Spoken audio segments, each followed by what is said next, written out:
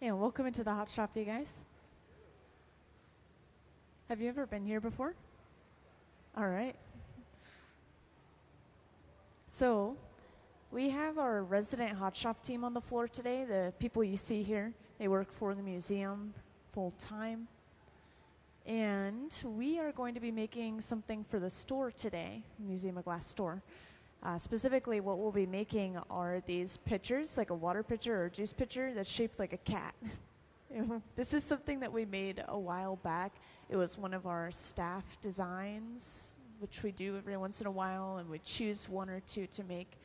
And it was pretty successful in this store. People want more of them, so we're making more of them. Yeah, I'll kind of guide you guys through the process, but feel free to ask any questions that you guys might have. On the screen, we'll have closed captioning and cameras following the artist's movements around.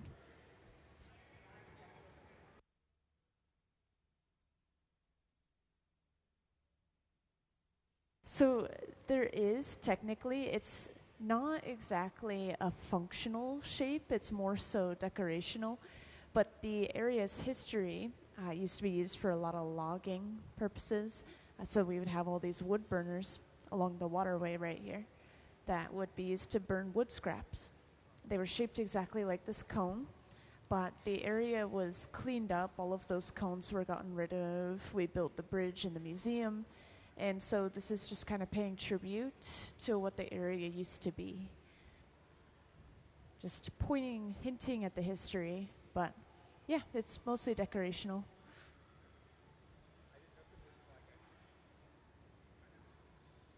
Yeah, that's what everyone guesses, but it doesn't necessarily help with that for some reason.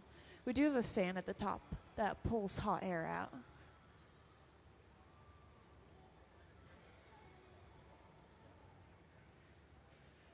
It's pretty warm. The equipment along the wall, it's all running between 21 and 2300 degrees Fahrenheit. And speaking of, we just went inside of one of the tanks with the closed doors. So these ones, these open face ones, they're used to reheat the glass, but the ones with the closed doors, like to the right of where Gabe is working, that's where we're getting our molten clear glass, our material to even begin with.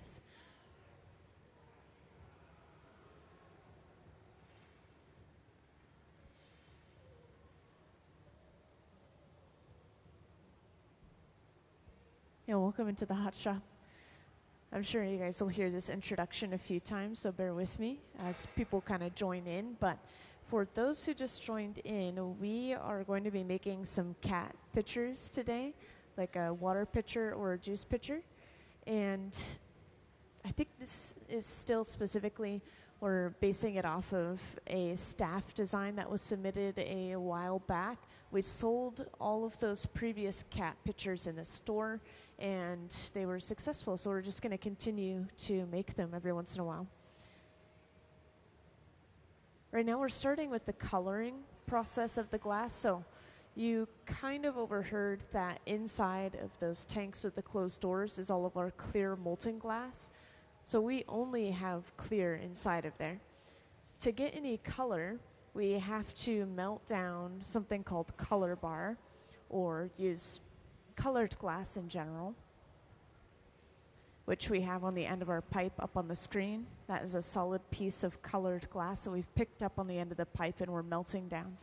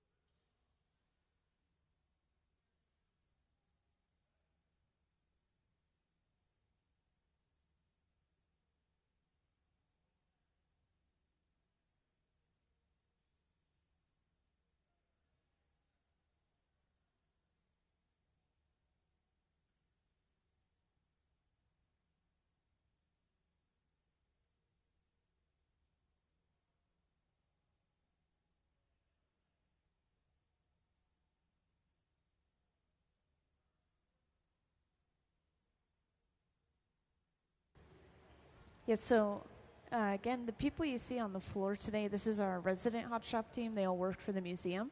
And for a lot of them, it's full time. They all have a ton of experience. Well, I guess we have a variety of people on the floor, but most of them that work here full time, they have 20 to 30 years of experience blowing glass, most of it full time. So they are definitely considered professional glass blowers. Usually, once you hit about 10 years, that's when you're considered professional. So I've heard.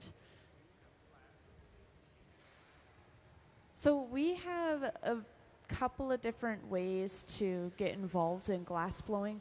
When it comes to adults, there's actually more ways for kids to get involved, but for adults, we have workshops where you can kind of dip your toes in the water and test it out. We have some pumpkin making ones on the 27th and 28th. I was actually just writing it down so I would remember.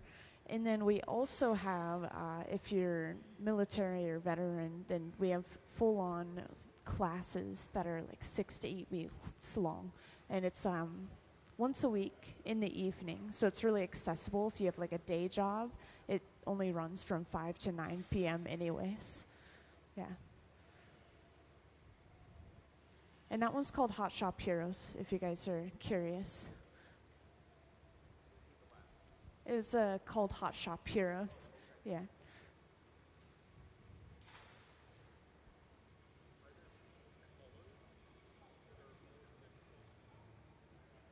Yeah, definitely. There are a variety of metals and metal oxides and minerals that are mixed into the clear glass to get the colors. So if there's a metal that is harder, has a higher melting point maybe than another metal, then that color is going to be harder to work with. And some colors we want specifically to be harder to work with. This is a piece of cane right here, which is a stick of colored glass. We used these the other day to get stripes in our piece. But what's interesting about this piece in particular is it has a really hard color glass inside of it called Duro. And we want it to be hard so that it really holds its shape no matter how much we stretch it and work with it.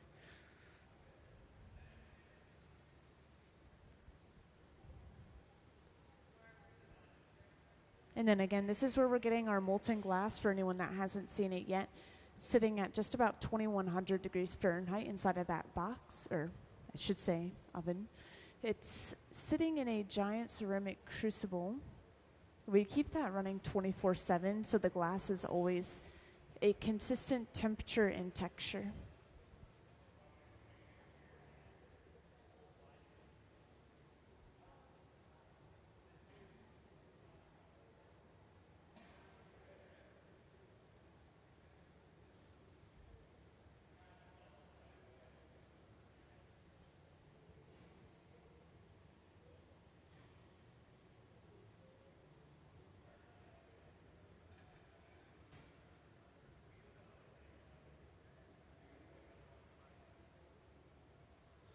Yeah, so I was just watching, wondering why they're doing this. I think that there's some issue in the furnace. Maybe there's air bubbles or stringy bits of glass that they're trying to get rid of or go through. But yeah, technically anything that we drop inside of that bucket is just clear glass and we'll completely reuse it, just melt it down and throw it back in there. But if there's an issue with it, then maybe they wouldn't want to reuse it. So I don't know.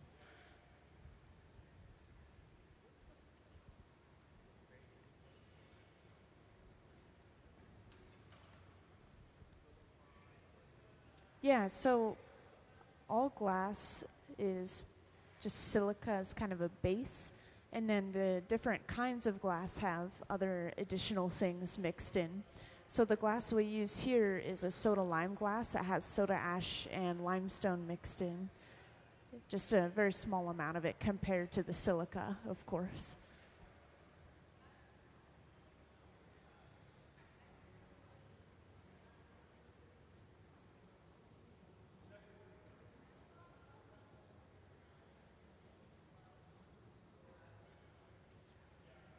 So that process that we've been watching over on the left bench, We melted down that solid piece of colored glass. We dropped it on top of a clear bubble, and then we spread it completely covering that clear bubble. And we have that now wherever Trent just went. I think he just went to cool the pipe down over on the left. But that layer of color is now covering up our bubble, which you'll be able to see. You can kind of see it. There we go. We're letting this cool down at the moment, and then we'll be gathering another layer of clear over top of that. And we also, for these pieces in particular, need to do a double color overlay, I heard. So they're going to have 2 layers of color so that we have a little bit of a gradient within the glass. I'm not sure if you could see the images very well in front of them, but at the center bench, those top pieces, those are what we're working on. And for those who just joined in, these are cat pitchers that we're working on, like a water pitcher or a juice pitcher. And they are going into the Museum of Glass store. So eventually you'll see them on the shelves in there.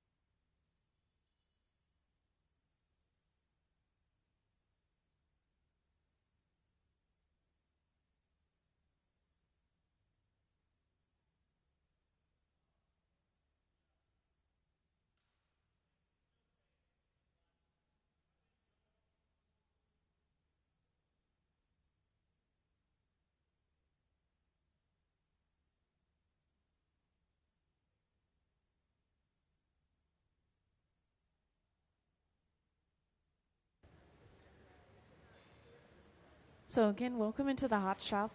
We are working on some store items today. And before I continue too much further, I want to point out I have closed captioning on the screen, and these cameras will follow the artist movements around as they go throughout their day. We are seeing some cat pitchers made, like a water pitcher or a juice pitcher shaped like a cat, and the handle is the tail. So it's going to be a really cute piece of glass. They were really popular last time we had them in the store, so we're making even more of them. And the people you see on the floor, this is our resident hot shop team. They work here pretty much full time, and they will help visiting artists that come through. They'll make store items, commission pieces. And let me know if you guys have any questions throughout the process, whether it's about the artists or just about glass in general, what you see in the galleries. I can answer any questions you guys have. And we're still just starting this picture. We are gathering up layers of clear over top of our colored glass. So this is where we get all of our fresh molten glass sitting at about 2100 degrees Fahrenheit.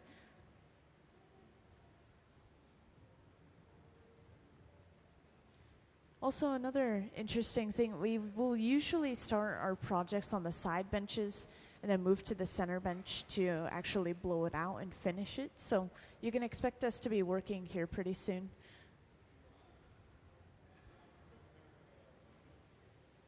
And this is just a pipe cooler, a trough of water that we set the pipe into, which is why sometimes you'll see steam rising from over there.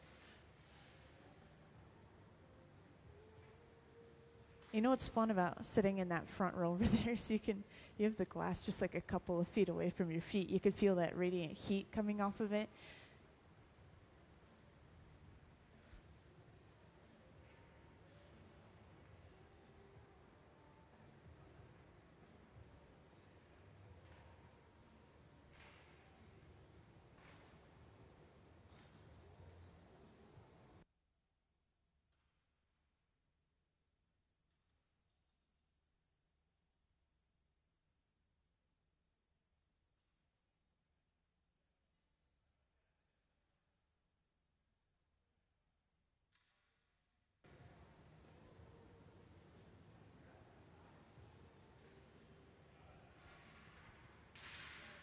So we've just sat down and we've already started using a couple of different wood-based tools. So that first spoon-shaped tool, this is a wooden tool called a block that's kept saturated in water in those buckets behind the bench.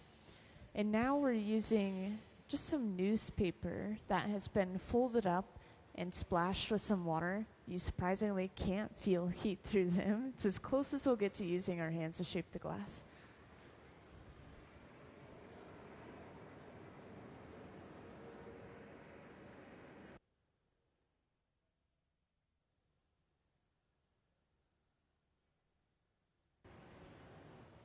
And now the fluffy torch. So this torch we use to heat up sections of the glass at a time instead of heating up the entire thing overall inside of the hole.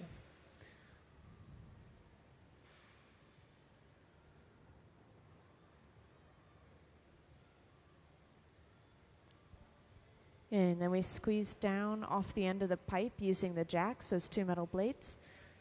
We're basically creating a breaking point, so that divot there will break the entire piece off from later on. And I know two of you just joined in, so I'll point out again real quick that we are making some cat pitchers right now, like a water pitcher or a juice pitcher. And this is going into the Museum of Glass store pretty soon, once we have a decent amount of them.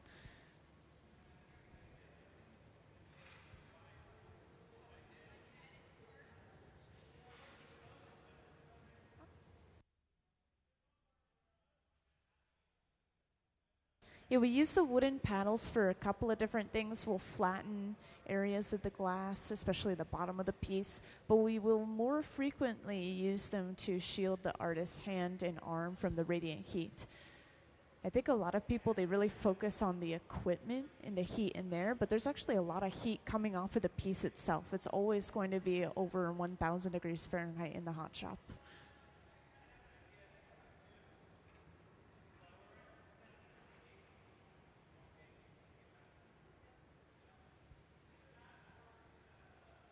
So to create a distinct head and body for the overall cat shape for our pitcher, we're squeezing down with the jacks again. This smaller section is the head.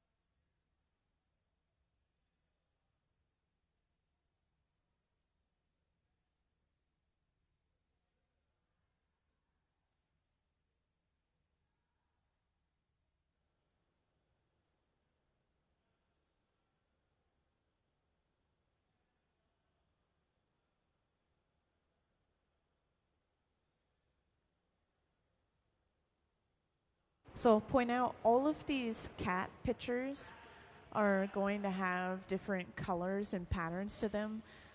The previous ones, I remember seeing some gradients from white to maybe some more pastel sort of colors, some really light colors. And then we also will have just fully black cats, and we'll have fully white cats, and maybe they'll have a little fun with it and try something new today.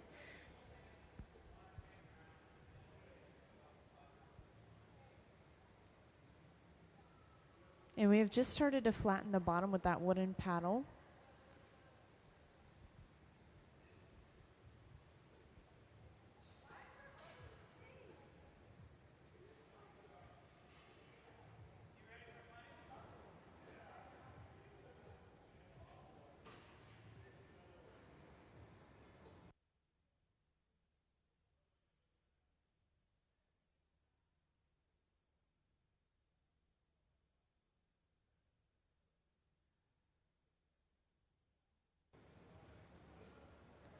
So now they are going to sit and just keep this piece overall at about 1,000 degrees Fahrenheit, which I know sounds really warm, but at that temperature, the glass is solid.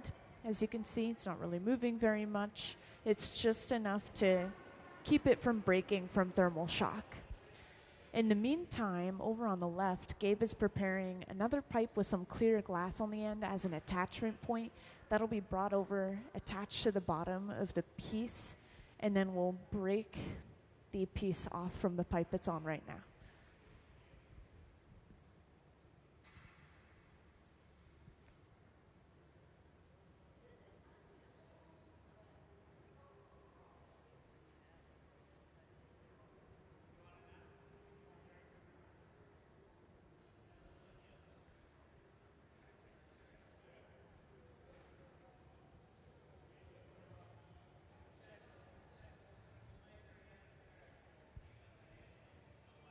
So we bring that pipe over, push it into the center of the bottom of the piece.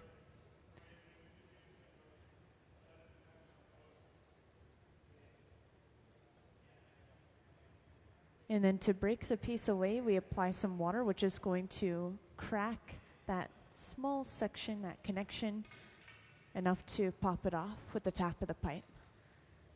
Very quick move, and if not done correctly, if that pipe we attach to the bottom is too cold, for example, it just pops off of both pipes. So all of this, they make it look so easy, but again, they have 20 to 30 years of experience, a lot of them. Yeah, these guys hardly make mistakes. Yeah, they really know what they're doing. But if you're just getting started, it's really hard to know that exact moment when you're supposed to do something. It has to be more so muscle memory. It's not like you can visually see the temperature of the glass all the time. Yeah, it's difficult. And then depending on the hot shop you go into, their glass can be hotter, or it can be colder, or it can be softer even. It can have like a little bit of a different ingredient in it. So it just depends on where you are.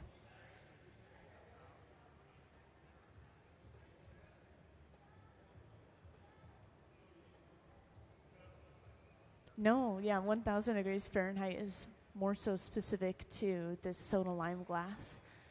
But if we were working with a different kind of glass, it could be too cold, or it could be even a little bit too hot. I think this is a lower melting point glass, though. Yeah.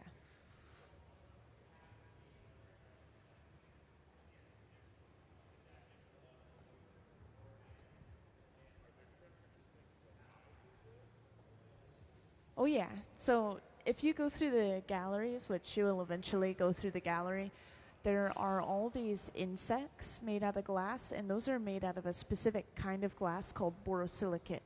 And that is a scientific glass. It has a really high melting point. It's really strong, so it's used for literal beakers in that scientific tubing.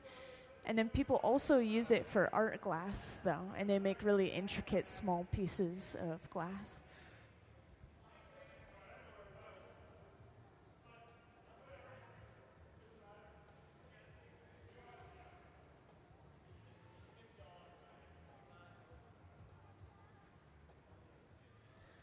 So we heated up the glass, we stretched the glass out, and now we'll trim a little bit of that glass off using the shears.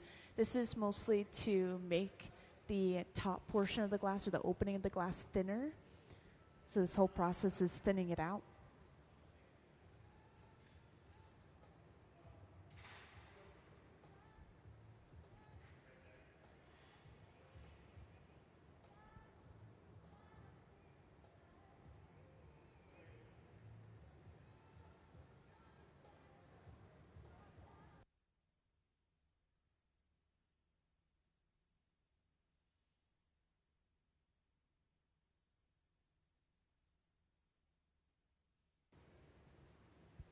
So we're going to be using the Sophietta pretty soon.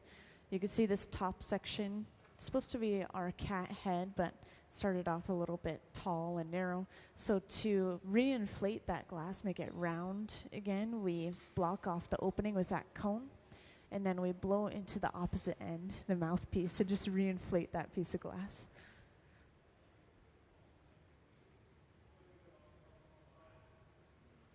And for those who just joined in, we're working on making cat pitchers right now, like a water pitcher or a juice pitcher shaped like a cat.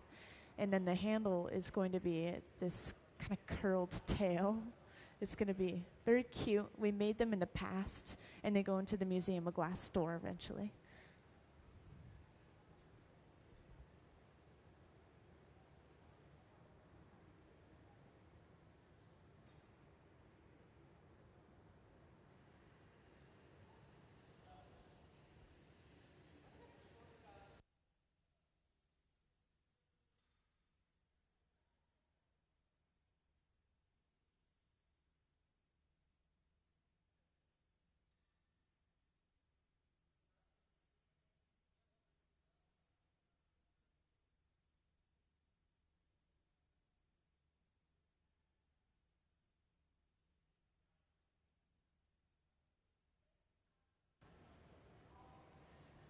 And welcome to those who just joined in. The people you see on the floor today, this is our resident hot shop team, so they work here pretty much full time at the museum down on the hot shop floor. And a lot of them have between 20 and 30 years of experience blowing glass, so they really know what they're doing. And they make everything look really easy, but they are making some cat pitchers today, like a water pitcher or a juice pitcher shaped like a cat. They'll go into the Museum of Glass store eventually once we have a nice variety of colors. And yeah, that's what you can expect to see. We'll see some cats have gradients of color. Some of them are just going to be fully one color. Like this one, I think it's just a black cat through and through. And feel free to ask questions if you guys ever have any, whether it's about the artists that are on the floor or about the galleries or just glass in general. Also, we are seeing something pretty intricate right here. So Ben is taking the shears, again, kind of like glass scissors, and is cutting in between the ears to accentuate them even more, make them bigger.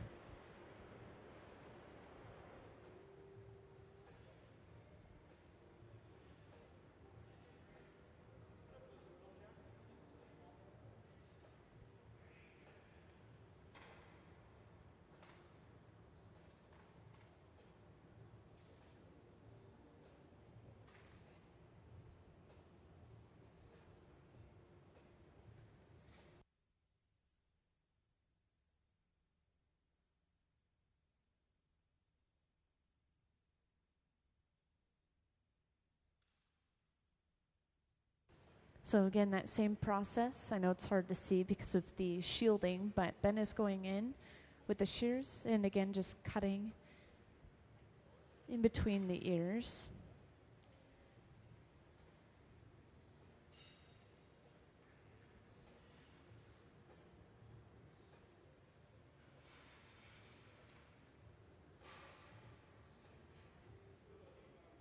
So I think that they will be widening the head just a little bit more or just editing the head. And then they have the spout for the pitcher and the handle for the pitcher.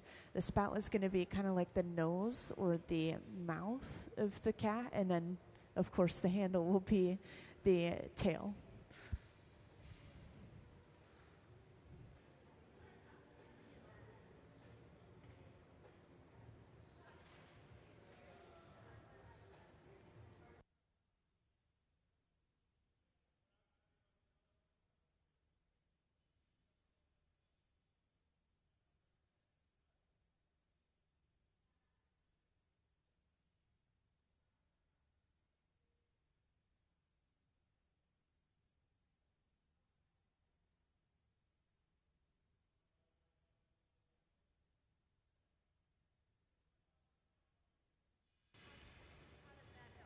So we're using the paddles right now just to shield Ben's arm from the radiant heat coming off of the piece, which, yeah, there's a ton of heat coming off of it, especially when you're only a couple of inches away.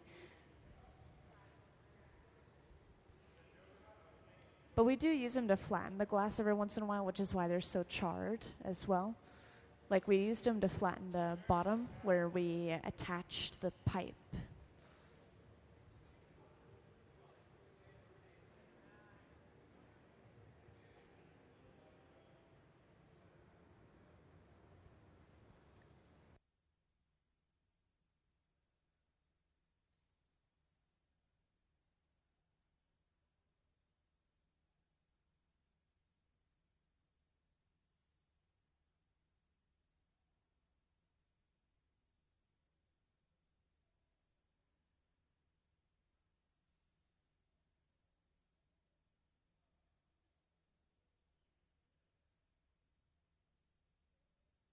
You know what's interesting is some black glasses are actually just a really, really dark or concentrated transparent color. Like if you blow it out thin enough, you'll see that it's a little bit gray or a little bit purple, and it's mostly see-through if you really thin it out.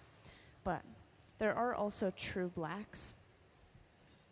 But I don't think that they would use a true black for something like this. They usually save it for really smaller detailed work where you're forced to stretch it out thin.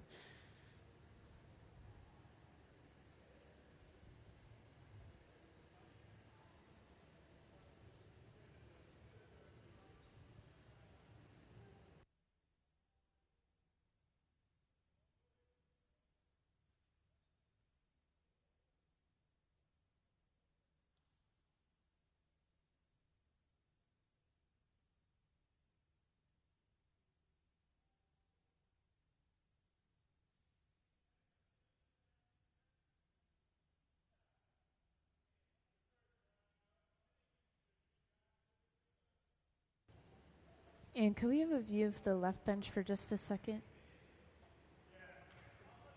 I guess not the bench itself, but yeah, this is what I wanted. So up on the screen, we could see a small metal bowl or dish, and this is actually filled with these small shards of black colored glass.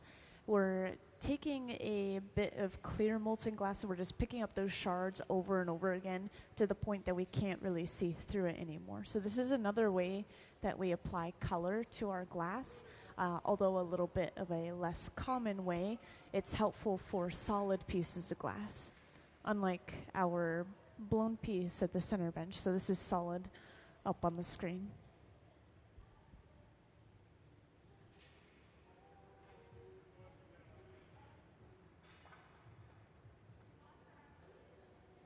And again, this will be eventually brought over and attached as the handle and the tail for our cat picture.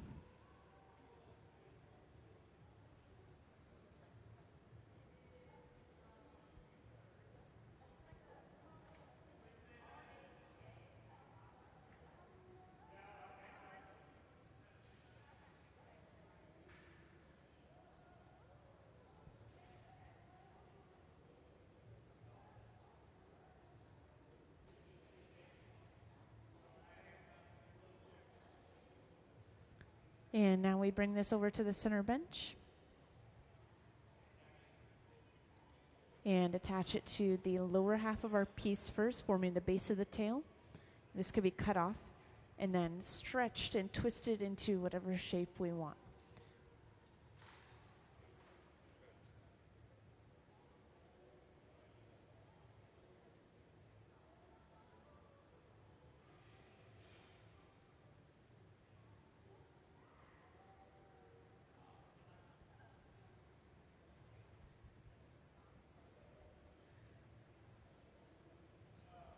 So there we have a fully formed handle.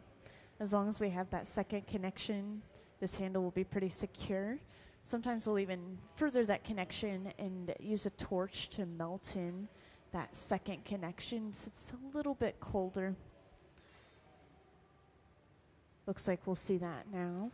And then we also have the spout, of course, so we'll heat up just the front part of the face right on the edge of the lip, and then we'll push the lip outward. So it's not something we necessarily add, it's just using the material that's already there.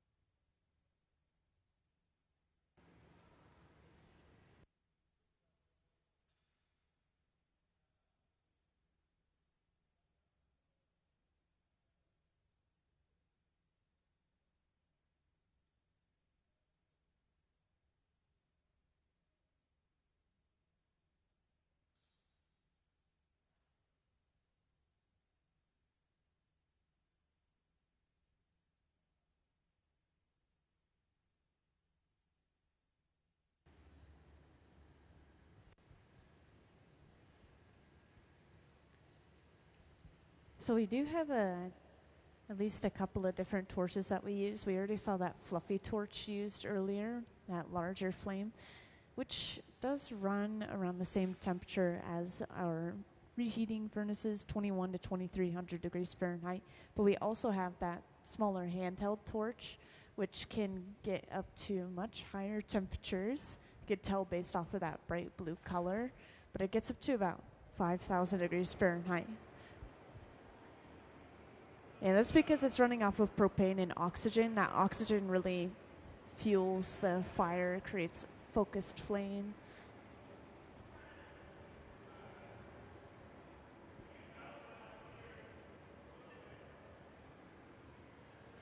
So after pushing the lip of the piece outward, we now have our spout, and this piece is finished. So we'll start getting ready to break it off and put it away.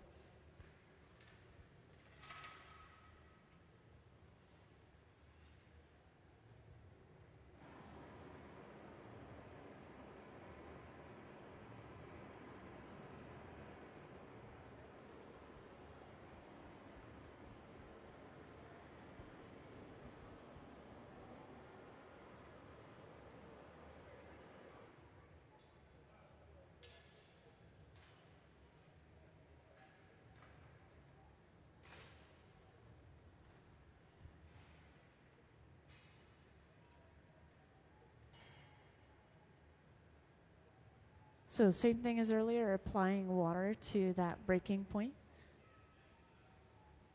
And we'll hold on to it with our sort of tongue-shaped tool and break it off of the pipe with a little tap. We'll torch the bottom to get rid of sharp ends that might remain and also stamp it with the Museum of Glass logo. And then we'll carry it over to the annealer over on the right wall to be put away.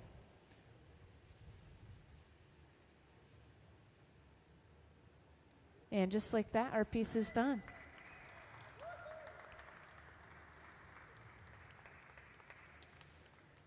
First piece of the day. So this box sits at about 900 degrees Fahrenheit all day. So it is eventually going to cool the glass, but it's not a cooling box.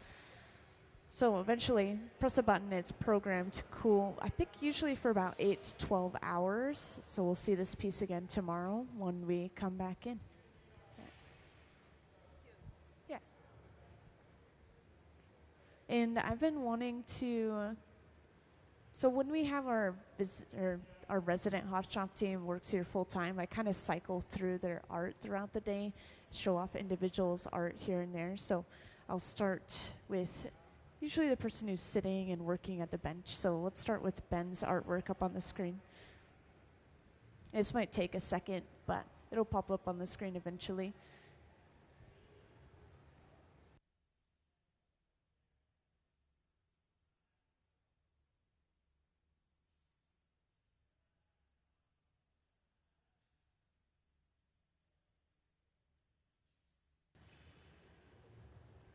Yeah, could I have Ben's artwork whenever you can?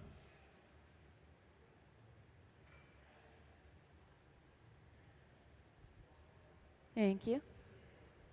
Okay, so up on the screen, we're going to see a slideshow of Benjamin Cobb's artwork. He is the one kind of walking towards the center bench right behind me at the moment. So he has a little over 30 years of experience blowing glass. And I would say one of his signature things that you'll see in his pieces of glass are especially the pieces that have those windows of clear inside of them like this. It's really interesting to watch these be made. I've seen it made one time.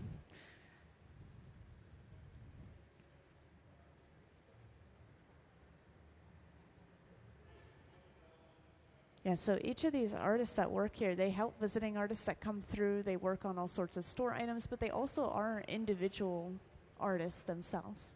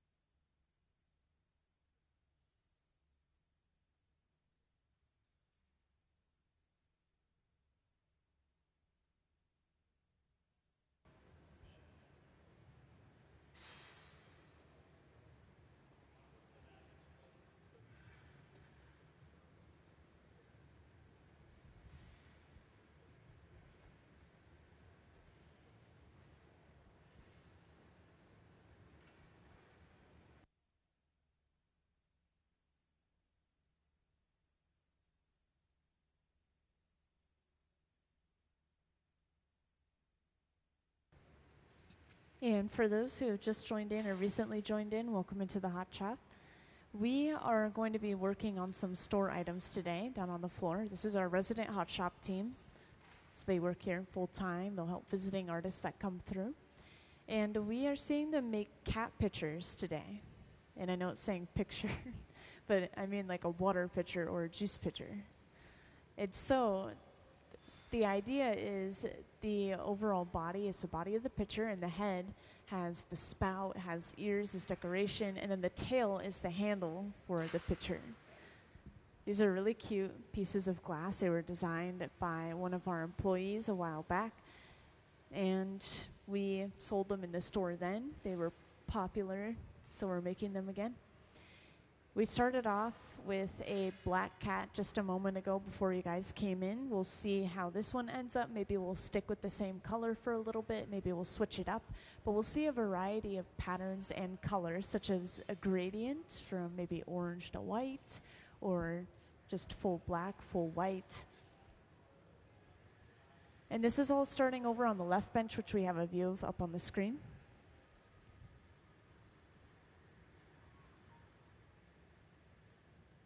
We have completely melted down a piece of solid colored glass, which is dropped down on top of a clear bubble.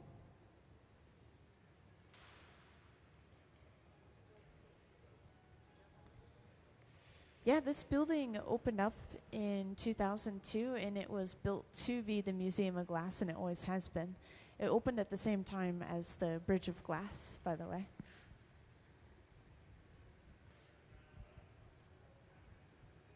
Yeah, it was a huge project. They cleaned up the entire area down here on the Theophos Waterway, and they built the museum, and they built the Bridge of Glass all at once.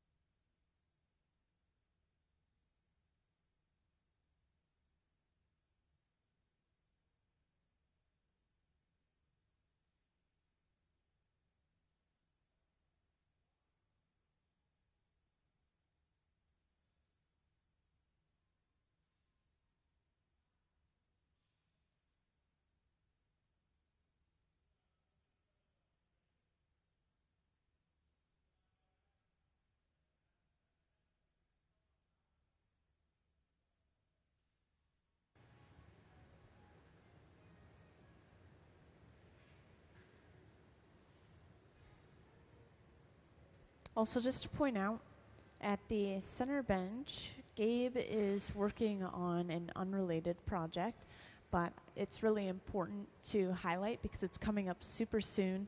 He's preparing for the Red Hot auction that we have each year in the fall, and it's going to be happening on September 20th. Basically, the museum is closed an entire day. People come in, and it's a huge fundraiser for the museum. So they sell specifically these decanters and then a bunch of goblets as well, all handmade by the Hot Shop team that works here. So he's creating some stoppers right now for the tops of the decanters. And if you have any questions about that, feel free to let me know. He's using a couple of interesting things, such as a mold to get this texture on the surface of the glass. Same mold that they use for some holiday ornaments, that diamond pattern.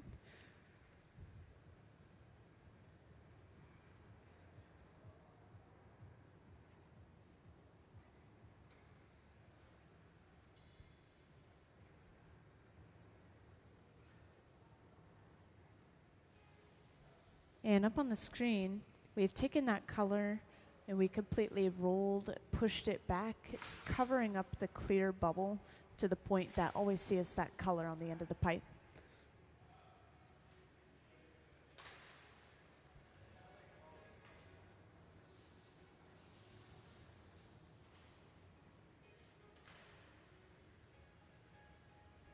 So now we just let this cool down. And pretty soon we'll be gathering layers of clear glass over top of this to build up some mass, get more material to work with.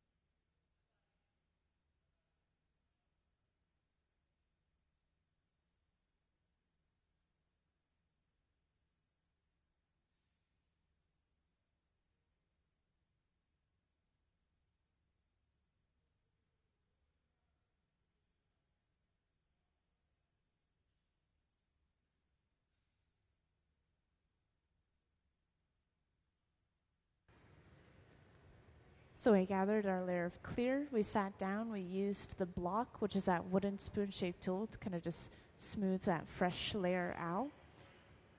And we always will slightly expand this bubble in between each layer of glass that we're gathering and adding on.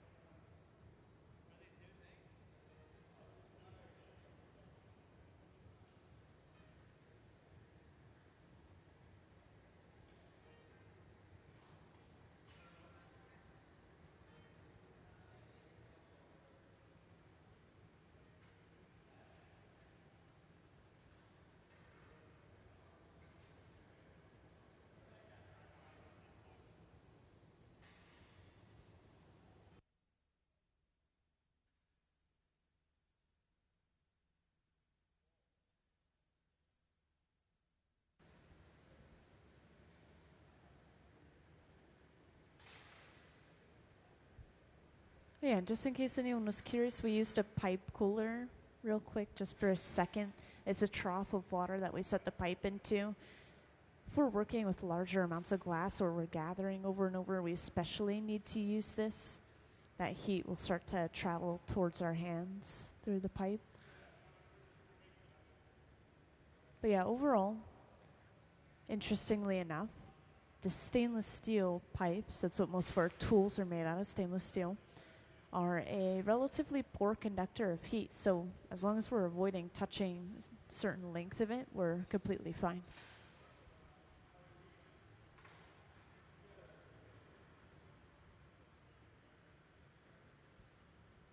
So now we gather our final layer of clear.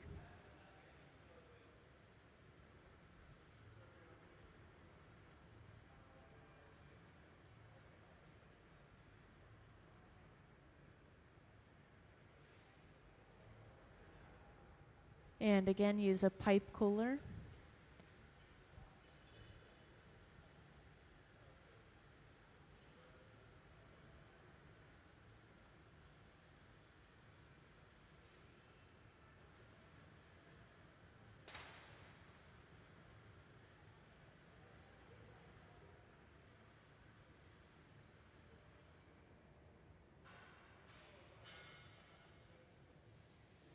And before bringing that to the center bench, where we will finish blowing it out, turning it into our pitcher.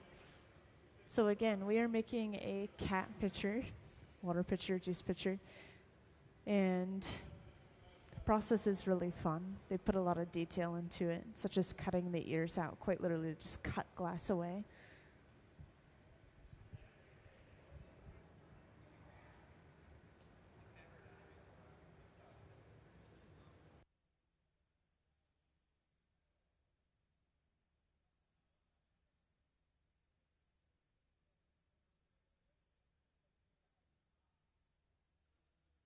Yeah, you know, we'll go up to a certain heat because we don't have air conditioning or anything in here. We just have ventilation that's coming from outside.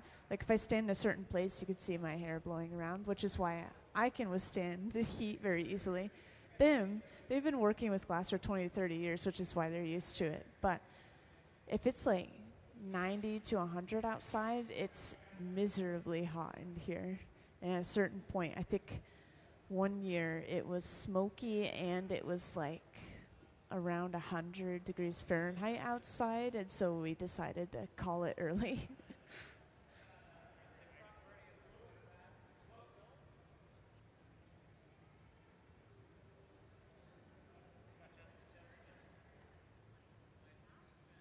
Yeah, it's just natural gas. All of the equipment along our wall, that back wall there, is running off of natural gas. It's just constantly being pushed in. And even this fluffy torch right here, too.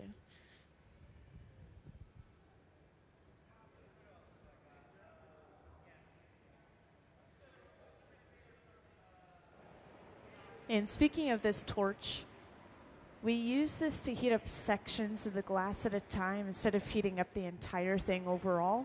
So we could focus the heat to just one area that we want to work on, for example, like in this case.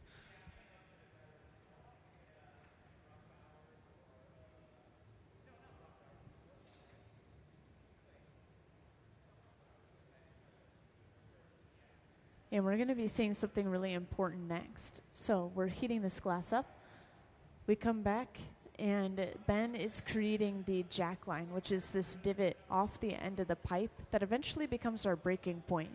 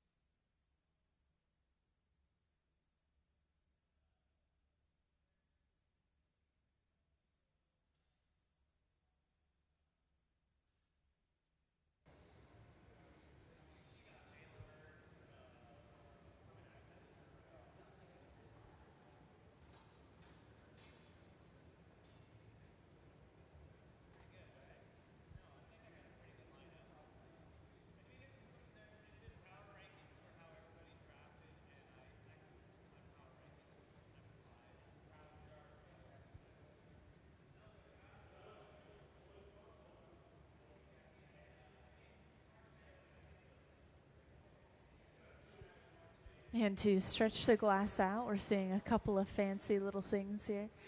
We can just hang the glass down towards the floor. Gravity does the work, stretches it out. But if we swing it or just 360 spin it, it's going to create centrifugal force, which is an outward pulling force from that momentum. And it will pull it out a little bit faster. So now that we have our longer shape, we can section the bubble off into the head of the cat and then the body of the cat.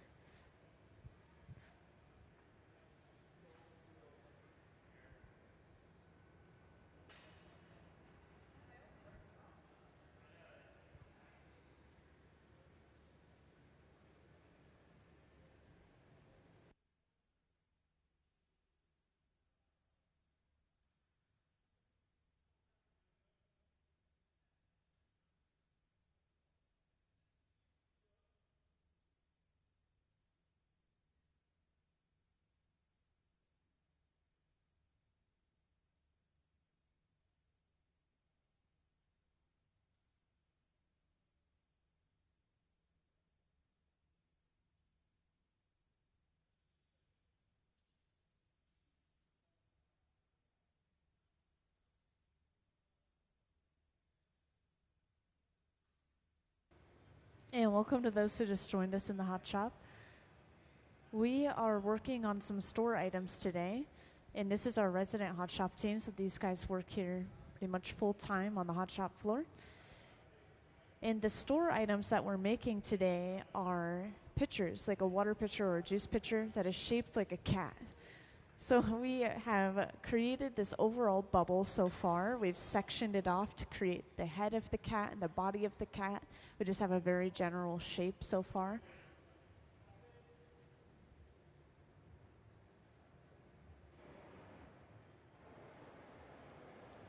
And a lot of the people you see on the floor today, they have between 20 and 30 years of experience blowing glass. So they are professional glass artists.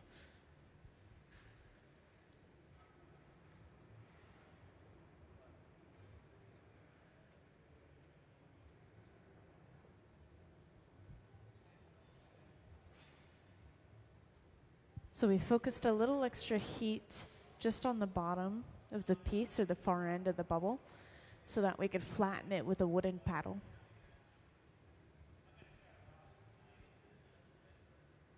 And we do have a little bit of a view of this up on the screen if you're having a hard time seeing directly on the floor.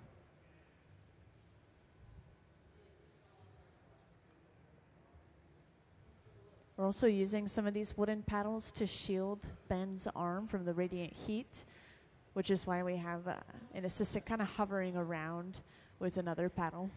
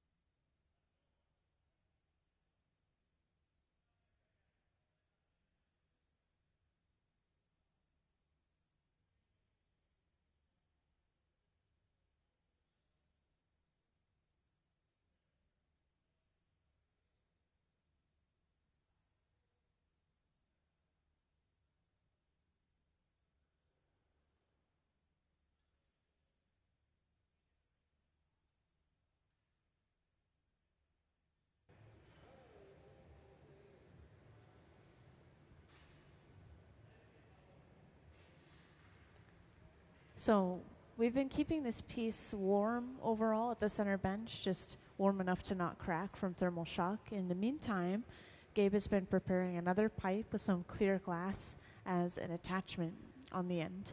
This is brought over, attached right to the center of the bottom of our piece. This is something we have to do for almost every piece we make in the hot shop, unless it's something really simple like an ornament where we just blow it out, knock it off, and it's basically done. We usually have to flip the orientation of the piece. And this is how we do it. So to break the piece off, I know it was really quick. We just apply a little bit of water to thermally shock and crack the glass. And then when we tap the pipe, it sends a vibration to the cracks and just pops it off. So now we can start opening this up from the top and finish off our cat head shape, create our tail, which is going to end up being the handle.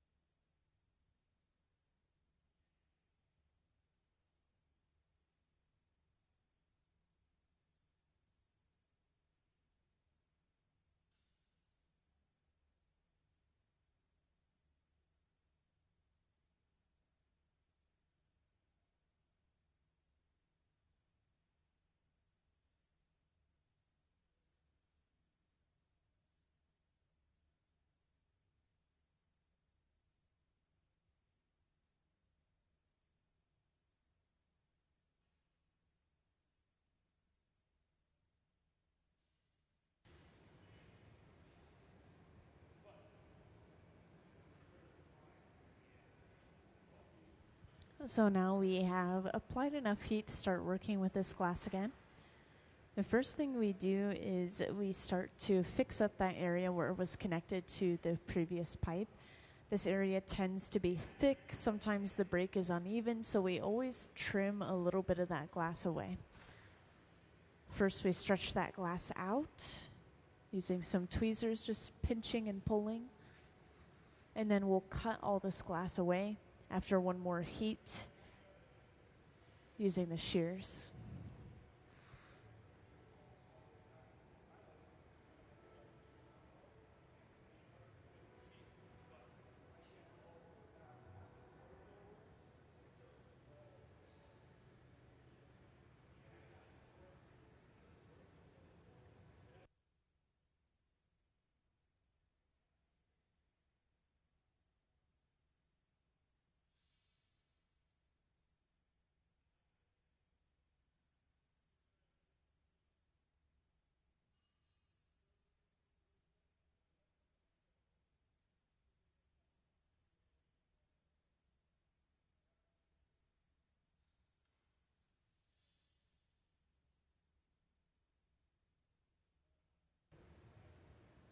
So now we have essentially thinned this area of the glass owl, and we can fix that shape and start on the ears.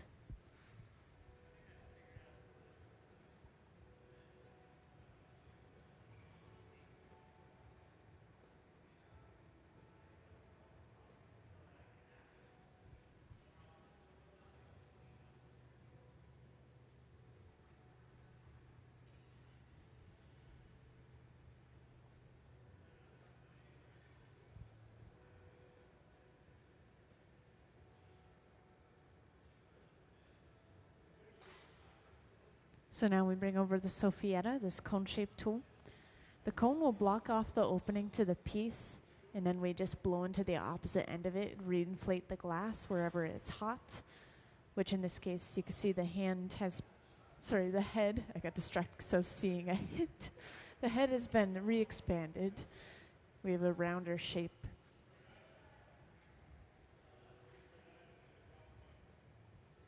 Also, I'm going to make sure to mention this a few times throughout the day. Sorry that I haven't already, but we have free admission once a month on every third Thursday in the evening. So from 5 to 8 p.m., which is perfect because it tends to be after people are done with work and school anyways.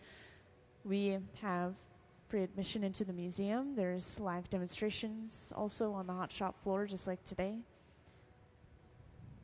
And that'll be on the 18th this month.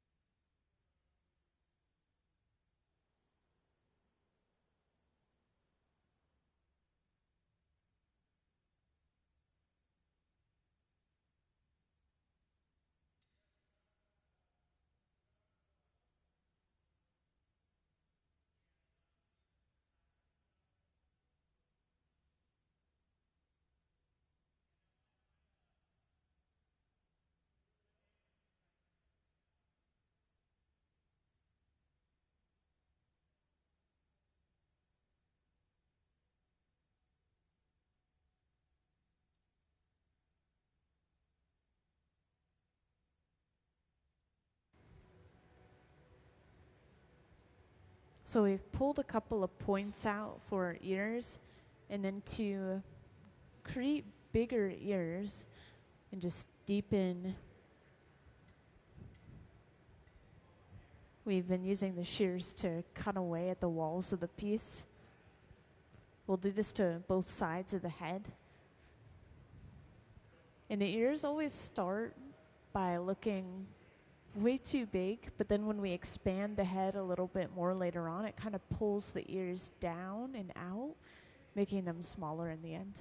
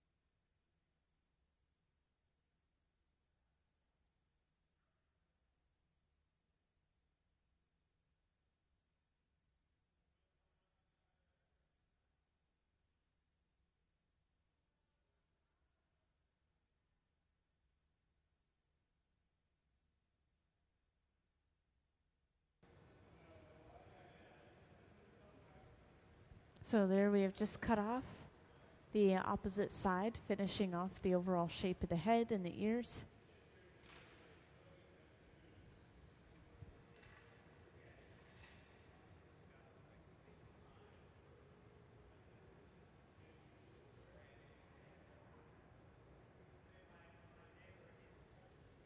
And while we have a little bit of time, maybe I'll start highlighting some of the other artists' work. So let's see Gabe's work next. I know the closed captioning is having a hard time following along.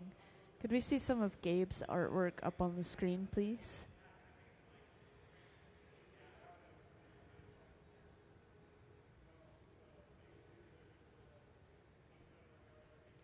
Yeah, just to emphasize again, I'm going to be cycling through and showing off everybody's artwork on the floor throughout the day today.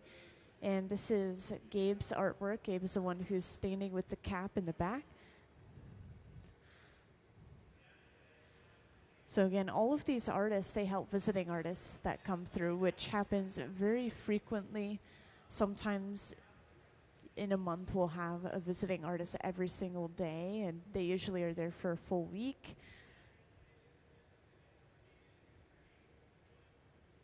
And sometimes these guys get to make their own work, which is a little bit rare, but they are their own individual artists. They make their own work. So Gabe's work uses a lot of blown glass, but the textures are really interesting. He leaves them thick so he can carve away the surface, or he can use a tool to push into the surface.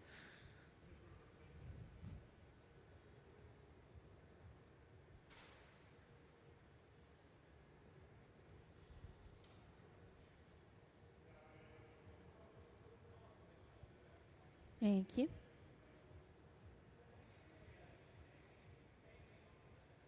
So back at the center bench, we've been heating this up, slowly expanding the head using now these 2 wooden blades instead of metal blades called the pachofis. Could we have a view of the center bench again, please? So you can see those wooden blades now.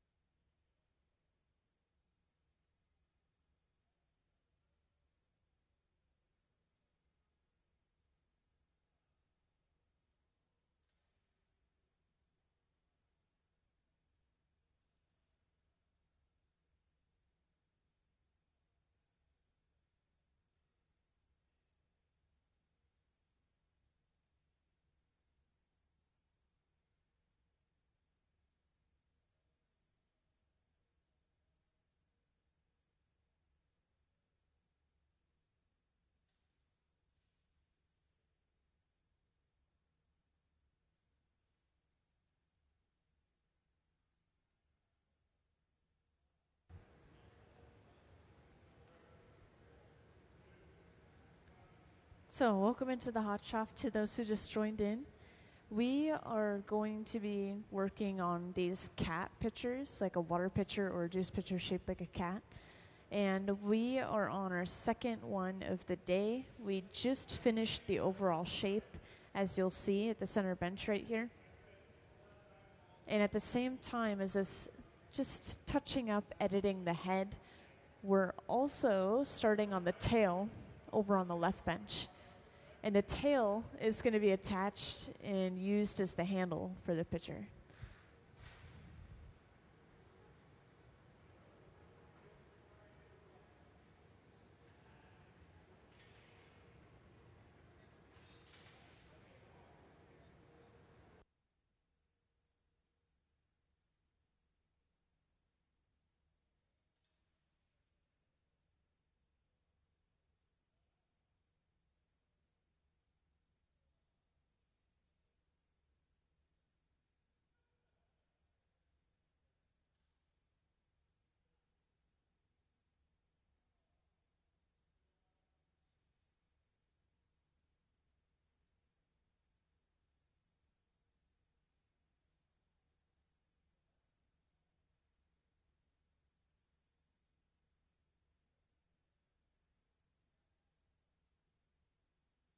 So these ones today specifically are going into the Museum of Glass store.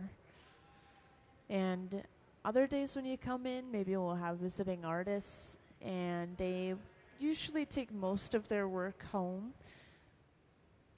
every once in a while, some of those pieces will end up in the gallery, which as you go through the gallery, you'll see made at Mog stickers, and that means that it was made here in the hot shop.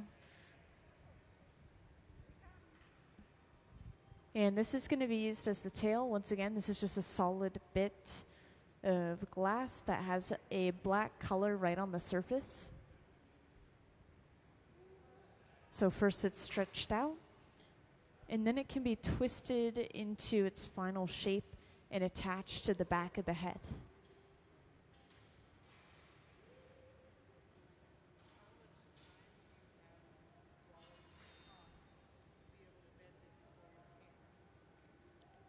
So this one was pretty hot. We had a decent amount of time to work with it. I would say a good 10 to 15 seconds. I know it doesn't sound like a lot of time, but it's a thinner piece of glass. There are some situations where you just have to do something in that exact instant, or you can't get it done at all.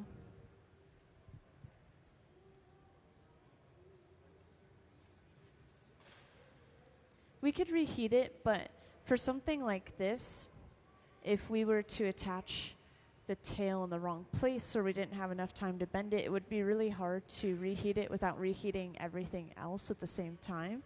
So we usually, there are some cases like this where you only have one shot.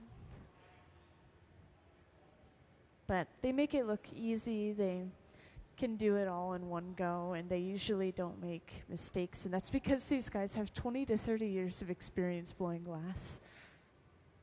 And it's their full-time job. So they have a lot of experience. Yeah, the torch, the small torch, it's a superheating torch. It heats up small sections very quickly, unlike this one, which heats up larger sections or preheats tools.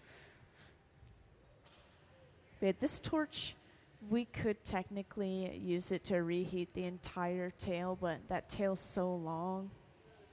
Usually we just use it to focus on very small amounts of glass at a time.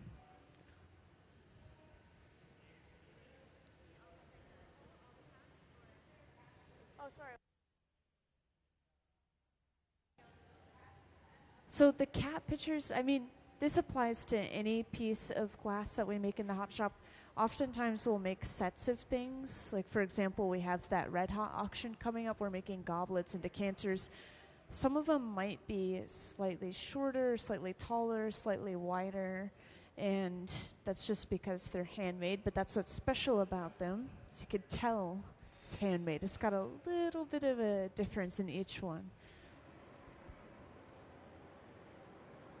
So yeah,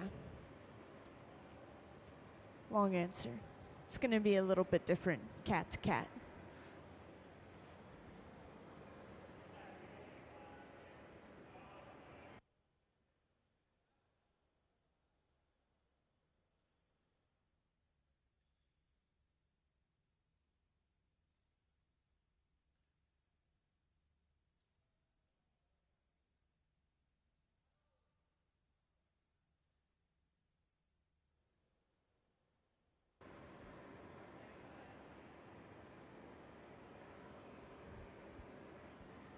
Also, just to point out, we are getting ready to break this piece off and put it away at this point.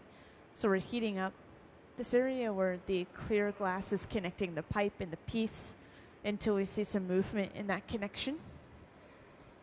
And then we apply some water to crack that connection and pop the piece off.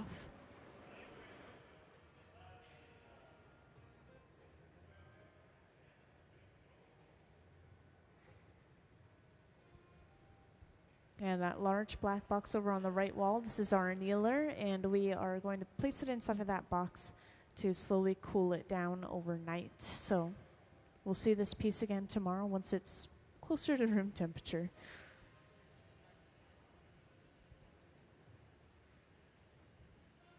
When we break this off, we'll keep it upside down for a short period of time, so that way we can torch the bottom and stamp it with the Museum of Glass logo. This is something we try to do for all of our store pieces if we can. And just like that, our second piece of the day is done. Yes, a round of applause. You can see our other one on the left.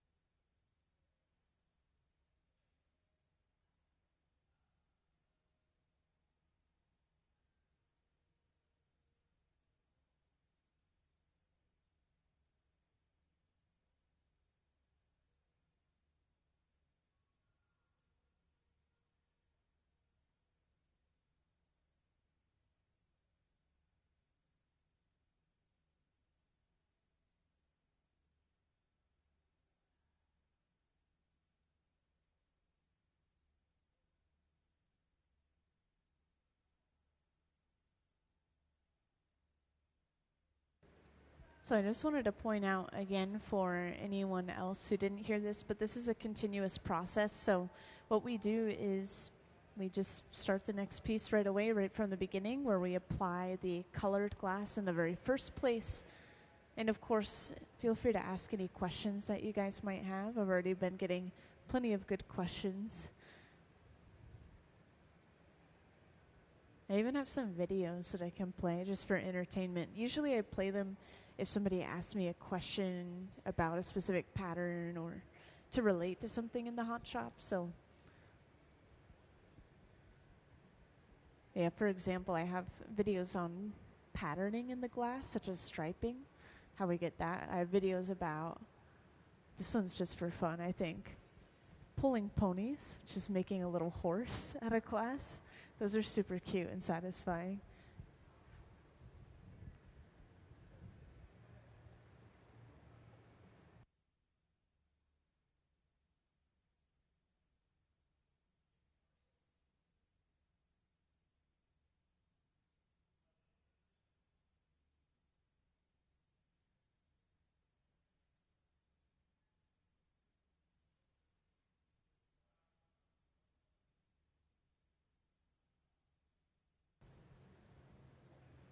So on the screen we have a view of the left bench where we've picked up a piece of color bar.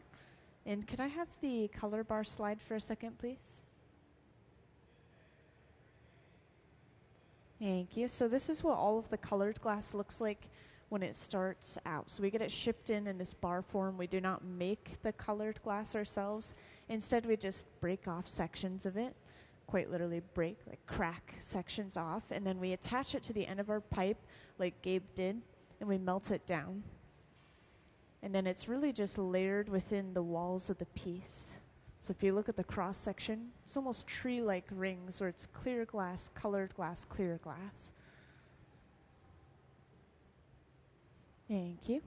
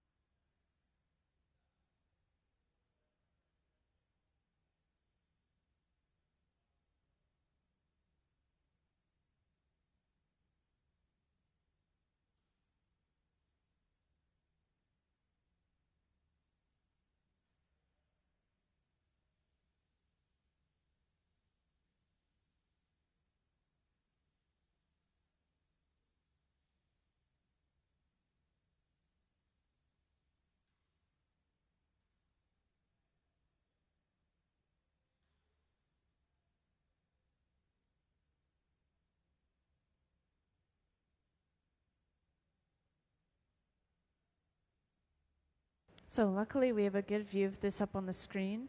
I wanted to emphasize again, this is some colored glass that we completely melted down, and then we just now dropped it on top of a clear bubble. So this is how we get that layer. We push and we roll that color back until it completely covers and spreads over top of that clear. And this color could be anything. Right now it's so hot that it's just glowing this bright orange color, but once it starts cooling down, we start working with it more, we should see the true color a lot better.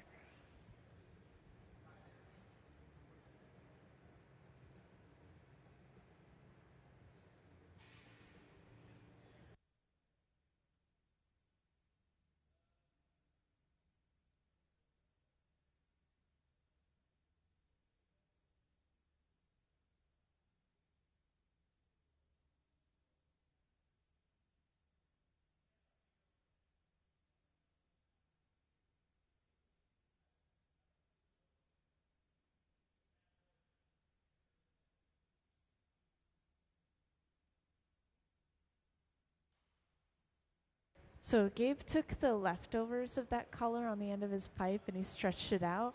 And that gave me a chance to go look at the color and see what it is. So it's looking like this is going to be a light blue, almost kind of like a sky blue.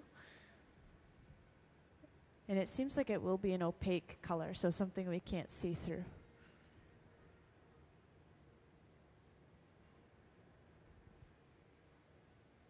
And it looks like we're working with another piece of color bar.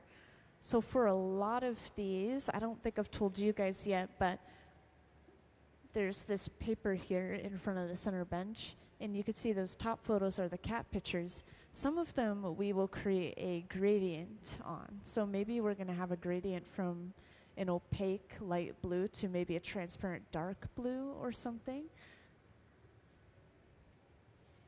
Yeah, we like to switch it up. We'll usually stick with the same color a couple of times and then we'll change to a different one so we have a variety in the store.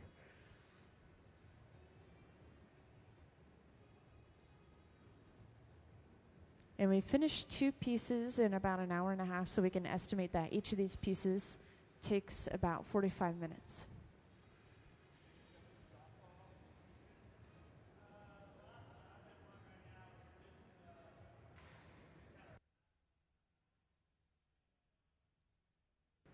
Yeah, so some colors look very different when they're hot. And right now the glass is still sitting at about 1,000 degrees Fahrenheit. But when it comes to blue, luckily, that's something that looks pretty accurate to what it really is, even when we're working with it in the hot shop.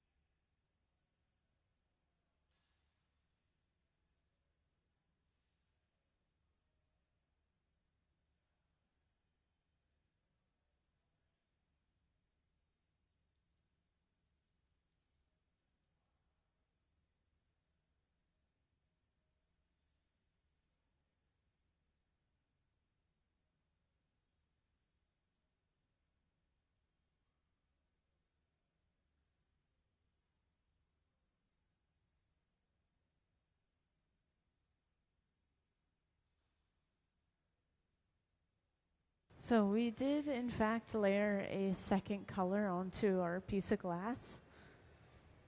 And this is definitely a transparent color. Transparent colors, they always start off basically just looking black, unless it's a yellow or an orange maybe. And that's just because the color is so rich that we can't see through it at this point. But we always start with a small amount, and then we thin it out as we blow it out, which enables us to see through it. And for those who just joined in, we are working on a fun project right now. And welcome into the hot shop, you guys. We are working on cat pitchers. I know it's going to say picture up on the screen, but I mean like a water pitcher or a juice pitcher. These are for the Museum of Glass store, so eventually you'll see them out on store shelves. And we're all just starting with the color application process right in front of you guys. So we melted down some solid pieces of colored glass, and we're layering that on top of a clear bubble. And could I have the color overlay slide, please? Thank you. So for anyone that didn't see the entire process, especially you guys who just joined in, this is what the color overlay process looks like up on the screen. So a really good chalk drawing of it. So we start again with that clear bubble. We take molten colored glass, drop it on top, and then kind of spread it over top. And that creates this interesting cross section. I always compare it to tree rings, where we have the clear, the color, and then clear again on the outside. And that's true for this piece too. Except we're going to have 2 layers of color for this piece. Thank you.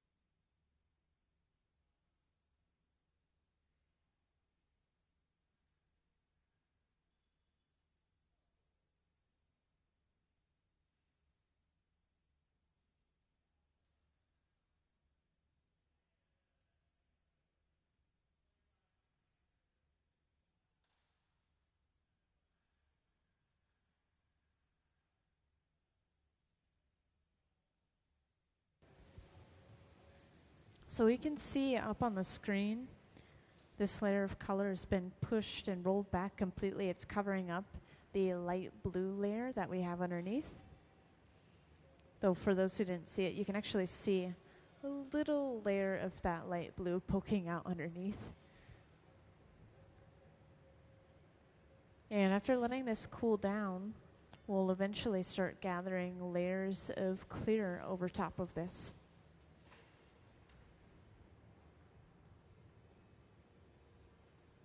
The clear glass is very satisfying. So inside of these tanks at the closed door, we have a giant ceramic crucible sitting at about 2100 degrees Fahrenheit with just clear molten glass sitting inside of it. And this runs 24/7, just so that glass is consistently the same texture and temperature. If we were to stop turning the pipe, this glass would just drip off and onto the floor. That's how viscous it is. It's just very fluid at this moment.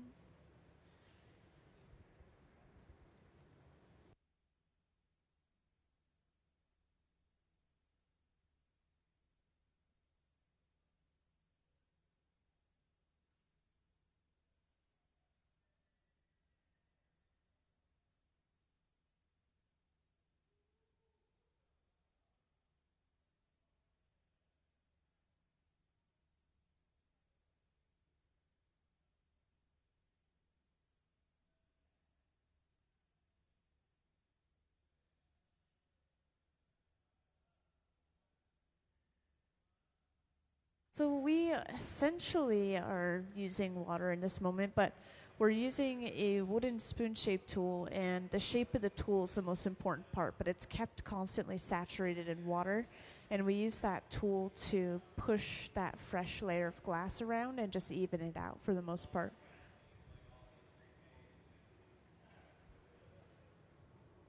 Also, so it does evaporate. It's The water is important because it's forming a layer of steam in between the wooden tool and the surface of the glass, which you can see in the background. There's no smoke rising or anything. It's just the light and frost effect protecting the two materials from each other. Because glass will crack when it thermally shocks, when it comes into contact with water. And then, of course, the wood could burn.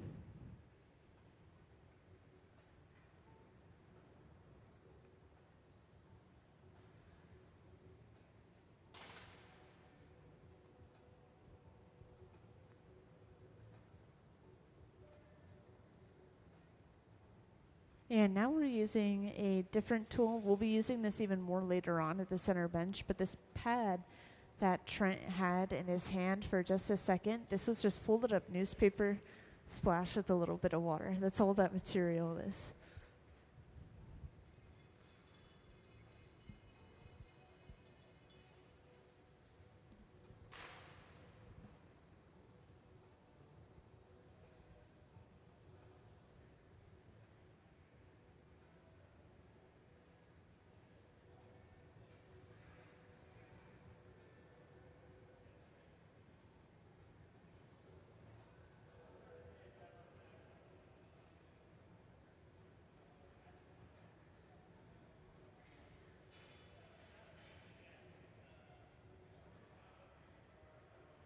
So up on the screen, we have a pretty good view of those different layers of color and the clear over top of it all now. We're letting it sit and rest again, and then we'll gather one more layer of clear over top of this, and then we'll have all the glass we need for the project. And just as a little reminder for anyone that's recently joined in, if you have any questions, feel free to grab my attention and let me know. Also, we will be working mostly at the center bench once we have this next layer of clear.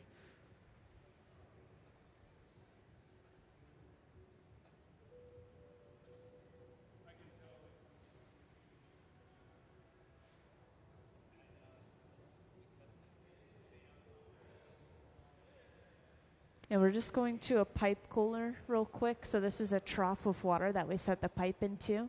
That's why you might see some steam rising.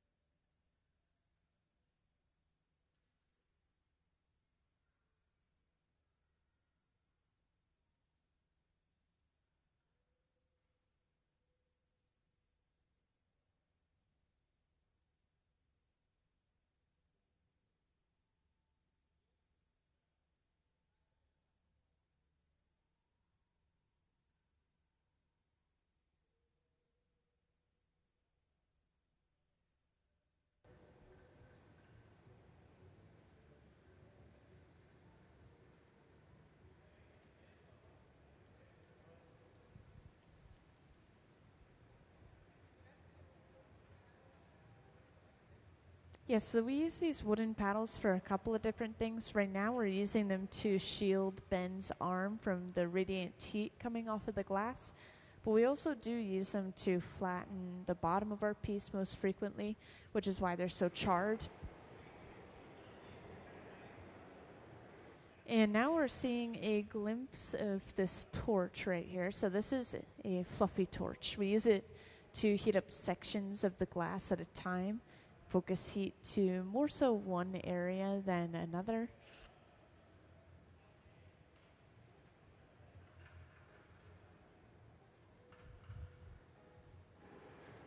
And to preheat tools.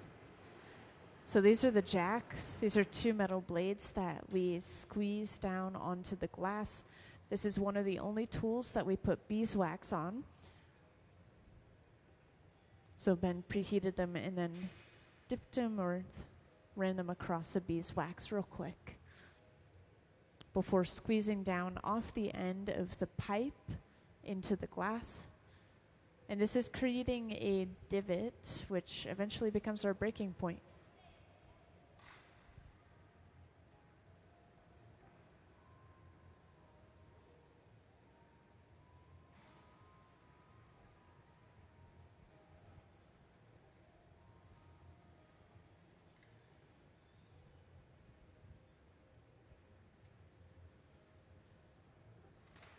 As we blow this out further and further, we'll be able to see our colors better. You can already see them developing a little bit under the surface.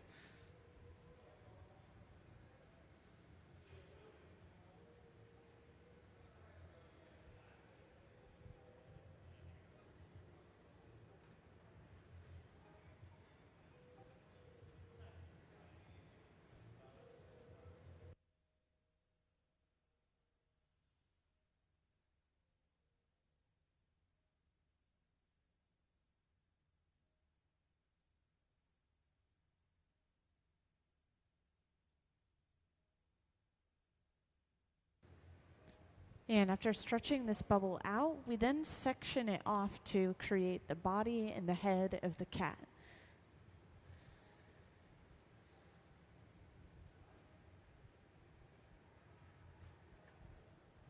Yeah, you can imagine this is maybe a cat that's sitting upright,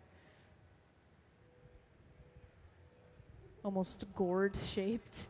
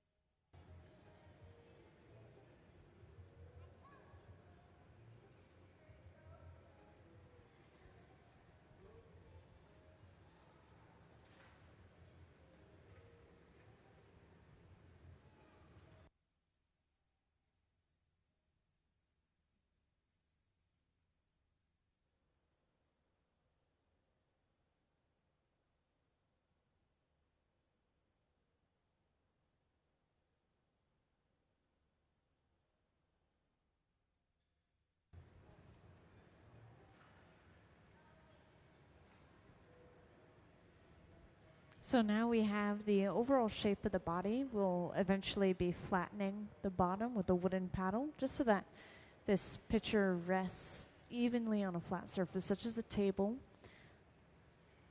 So again, using this wooden paddle on the bottom.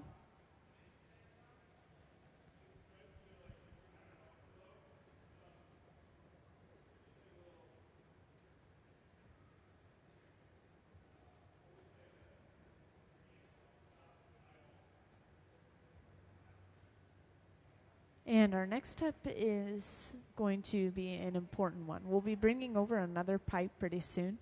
Attach that to the center of the bottom, which we've just flattened, and then we'll be able to break the piece off from the pipe that it's on right now. Basically flipping the orientation of the piece.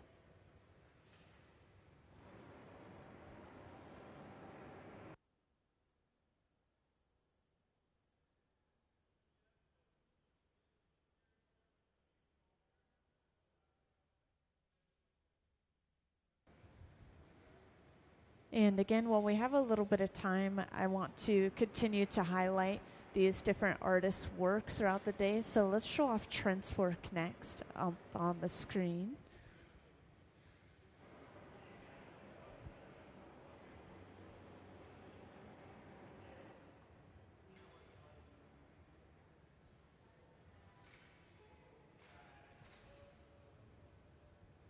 It'll probably just take a second.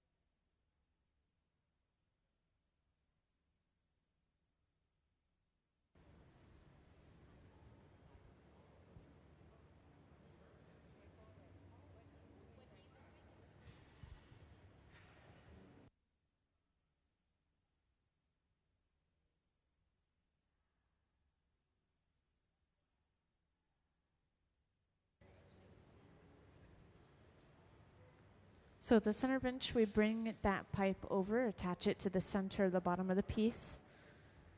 We just let that connection set up and cool down, and then we break the piece away. And the way that we usually break a piece off is by thermally shocking or cracking that connection. So we'll use some water on the end of our tweezers, apply that to the glass, and then tap the pipe, sends a vibration to those cracks, pops it right off.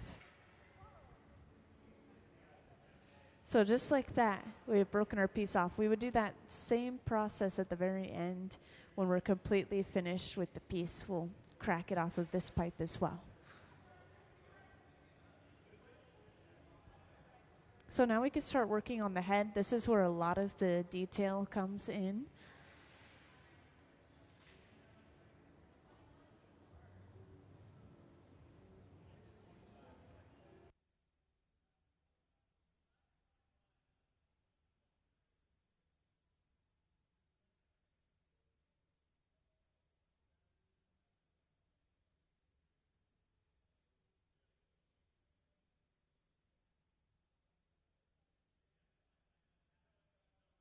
So I get questions like that every once in a while. Every glass artist has their own story and own way of how they got into it. So for some of these guys, they went to college and they randomly took a glass blowing elective class, and then they discovered they really liked it and just kind of continued with it. Some of them knew someone or were just in close proximity to a hot shop and worked there, worked their way up.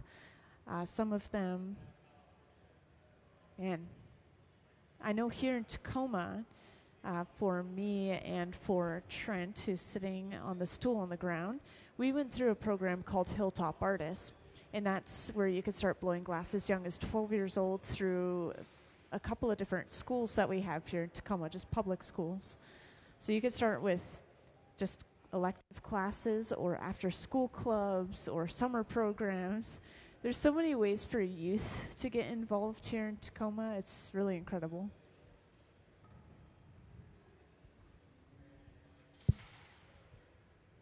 And a lot of these people that work full-time at the museum, they've been here since the beginning or very near the beginning, by the way. And we opened in 2002.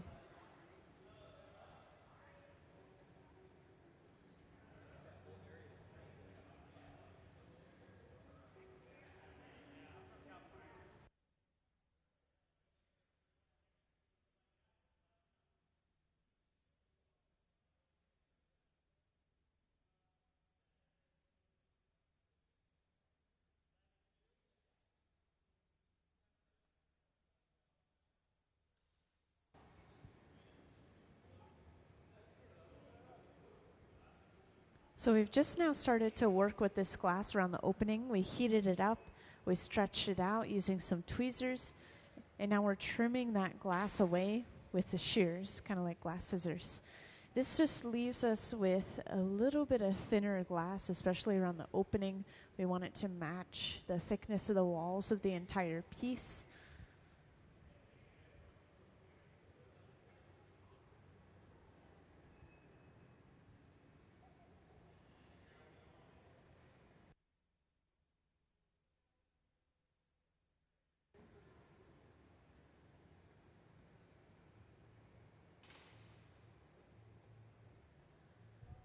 And to get a rounder shape for the head of the cat, we use a Sophietta, a cone-shaped tool, to block off the opening of the piece and reinflate it.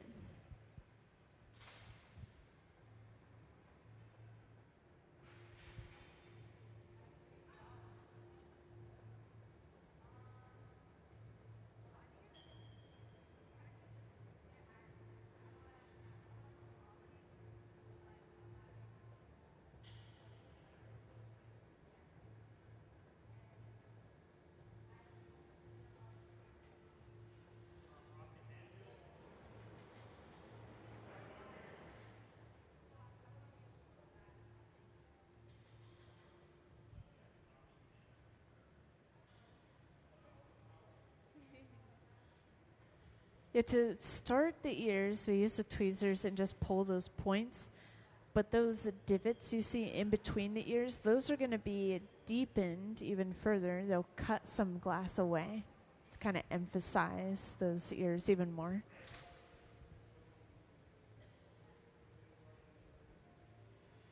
But yeah, we're getting there pretty quickly. And then once they really start getting the overall shape of the head, that's when they start preparing the tail. And the tail, of course, becomes the handle of the pitcher. It all starts coming together.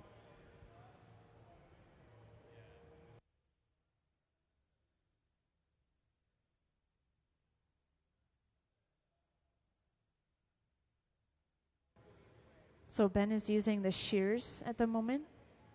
We saw just a little glimpse through those paddles of the way he cuts that glass.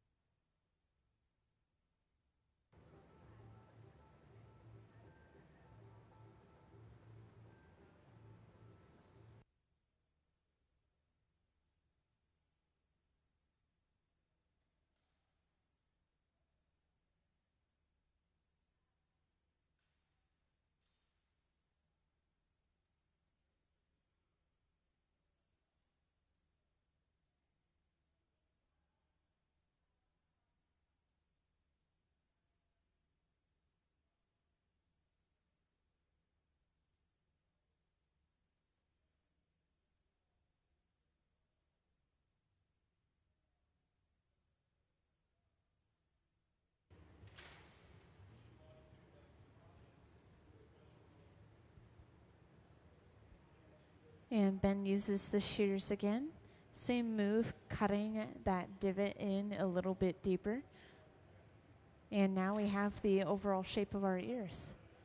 The head itself will be widened a little bit further, and that will make the ears appear smaller. It'll kind of stretch them in different directions, which is why we start with them so large and so emphasized. They prototyped these when they first started making them and realized they had to make the ears huge to start off with. So now we'll use the pachofis, which are these two wooden blades. These are the jacks, again, those two metal blades, but we have the pachofis, which usually stay saturated in water as well, just like a lot of our other wooden tools like the blocks.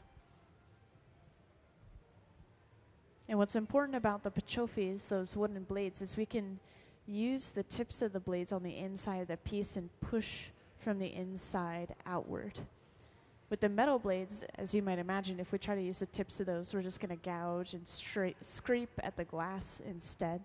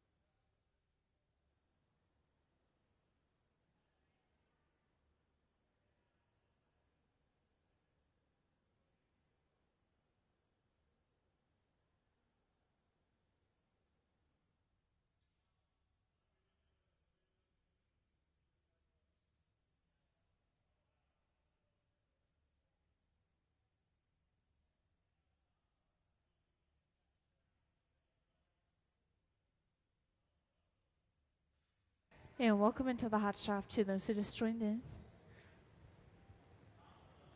Right now, as you can see, we are making a piece that is shaped like a cat. So this is turning into a pitcher, like a water pitcher or a juice pitcher. It's a cat pitcher. These are going into the Museum of Glass store eventually.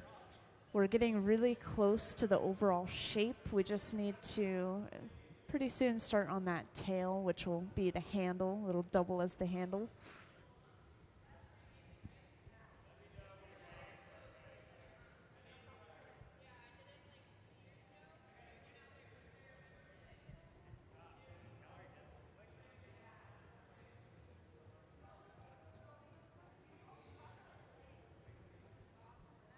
And just to describe again, the people you're seeing on the floor today, they're our resident hot shop team. So they work for the museum, and they'll help visiting artists that come through. We don't have a visiting artist this week, so instead we're getting some other projects done, such as store items, and I'm sure we'll also see them work on Red Hot items during this week, which if you don't know what Red Hot is, it's our annual auction that we have in the fall each year.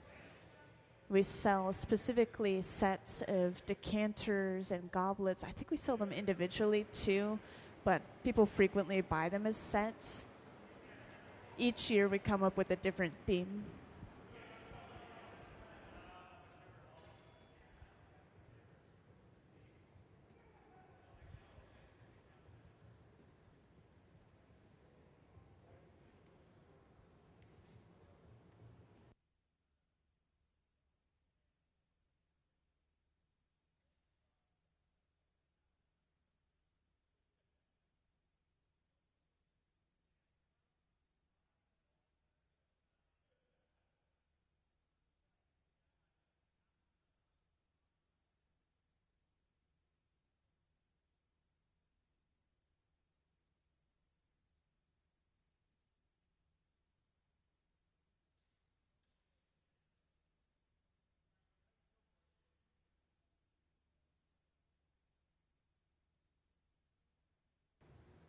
So now that we have the overall shape, over on the left, Gabe is going to get started on that tail. So the tail is completely solid glass on the inside. We always start with clear glass, just like usual, which is coming from inside of that tank with the closed door.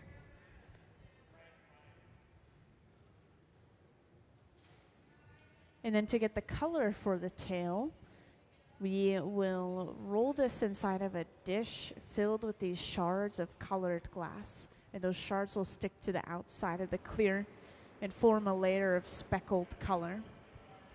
And could we have a view of the left bench just to show off the frit?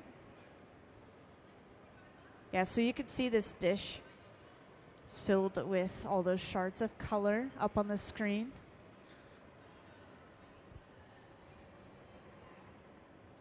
This is basically the same thing as what we've done for the overall body. It's the same ingredients, so different metals, minerals, and oxides mixed into the glass in the very beginning.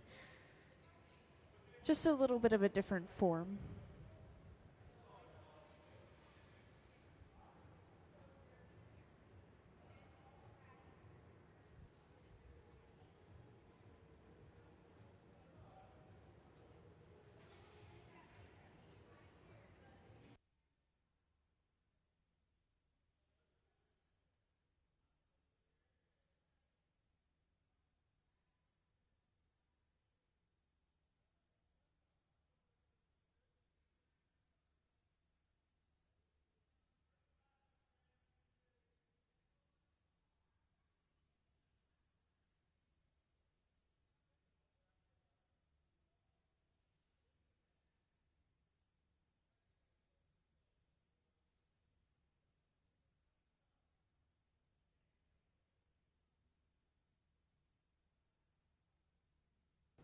So now we've brought over our solid bit of blue glass.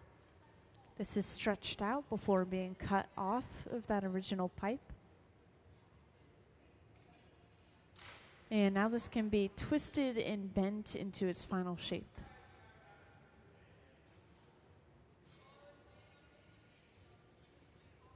And I've noticed each of these tails is turning out a little bit different. I mean, of course, all of these pieces are handmade, so they're all going to vary and slightly different shapes and sizes. That's just what shows it's been handmade.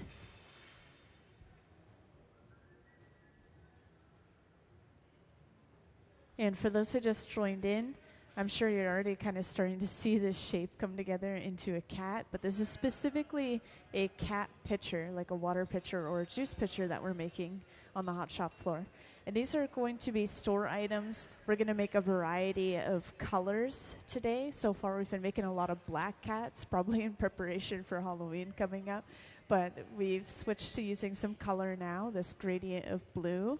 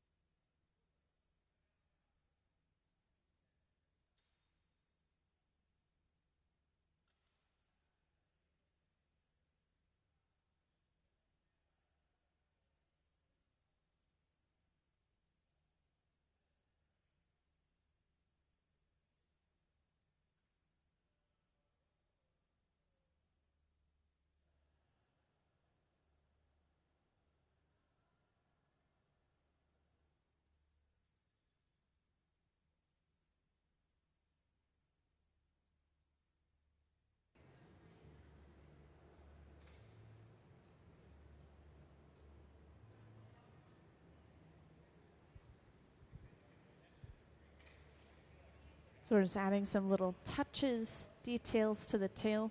And then the final thing that we need to do is create the spout, which kind of acts as the snout or the nose of the cat at the same time. So we're heating up the front of the face, just the edge of the lip with this really hot handheld torch. And then we'll just push the lip outward. So we're using the material that's already there.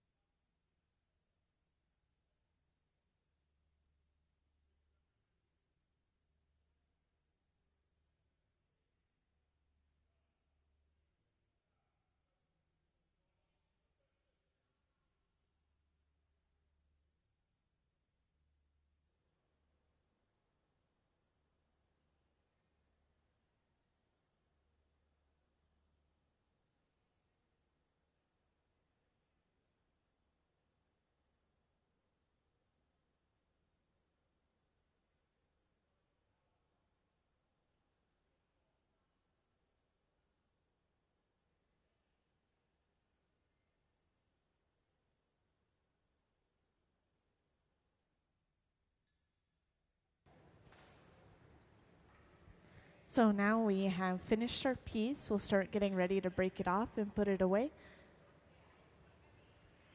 We'll break it off into essentially what are these tongs and torch the bottom, stamp it with the Museum of Glass logo. This is something we try to do for all of our store items. When they go off into the world, people know where they came from.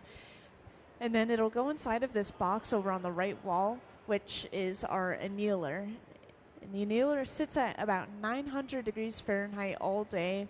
At the end of the day when we're done, we just press a button and slowly cool everything inside of it all at once. It's usually an overnight process, so we should see these pieces again tomorrow.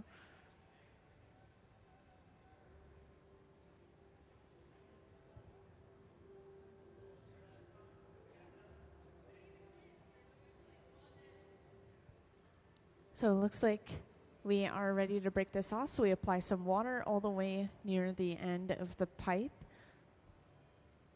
and then tap the pipe. That should pop the piece right off.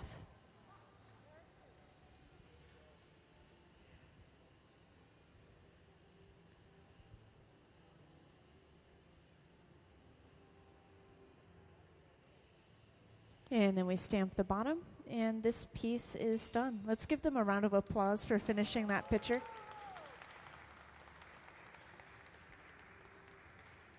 Thank you, everyone. And into the annealer it goes. You can see our black cat sitting right next to it, upright in there. And you can actually see there is a height difference between the two. So somebody was asking me earlier if they turn out different. They're not necessarily trying to make them super different from each other, but they're all going to be completely different.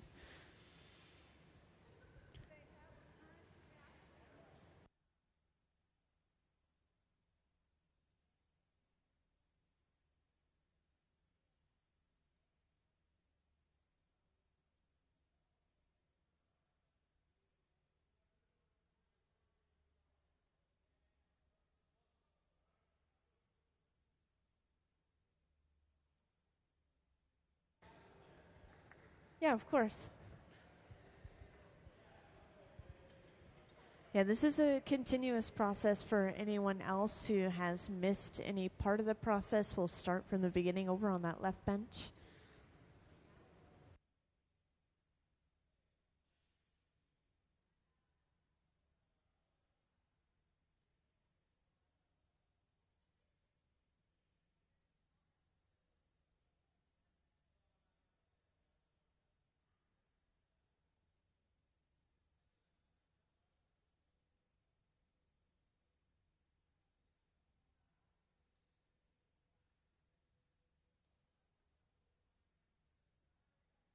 So I've noticed frequently it'll be the person who has the most experience who sits at the bench and works, but every once in a while our artists will kind of come up with their own individual store designs. They'll do some prototyping and they'll be the ones who lead and guide through that process. And everyone does have their own sort of style and strengths when it comes to the glass art. So some of them really like to do certain techniques and certain shapes. Yeah. So it's always different when you come into the hot shop. And this week, as long as they don't need to make too many of these, we should see a variety of work made because we don't have a visiting artist this week. They'll always fill in that time with things like this.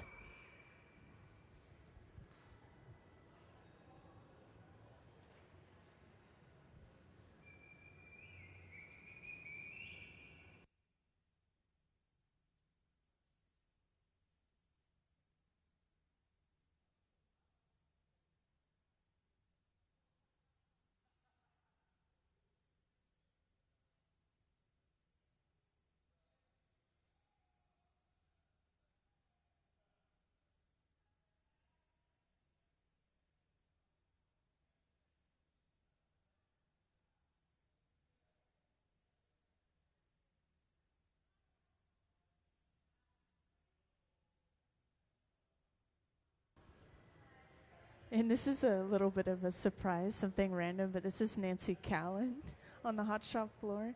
She was just here last week making some really big pieces of glass that she's probably here to pick up, but she just had an entire exhibit in the gallery, and that just shut down. They just cleaned it up starting yesterday. Yeah, I know. It was a huge exhibit. I'm sad that you guys missed it, but I think she still has catalogs, and of course you can find her work online, but she's a big deal in the glass art world.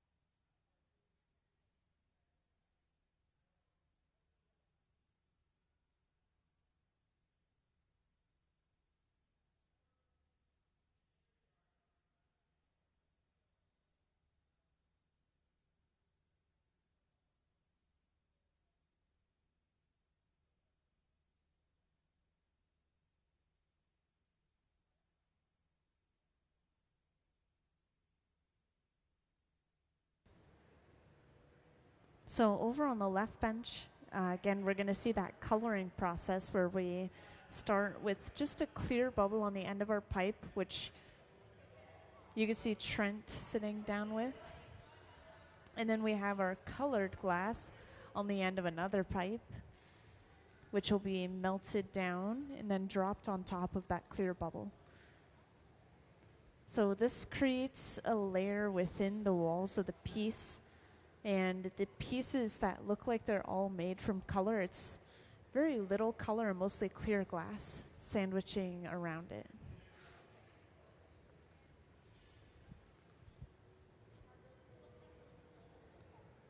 So that is one way to color glass. Those are little shards of colored glass. After they melt this down and drop it, I'll show you a photo of how this color starts, because luckily we do have one.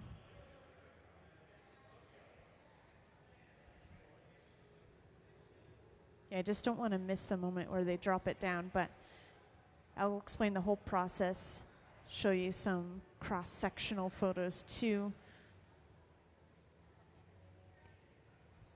Actually, it looks like we still have time. I thought maybe they were going to drop it right away. So can I have the color bar slide, please?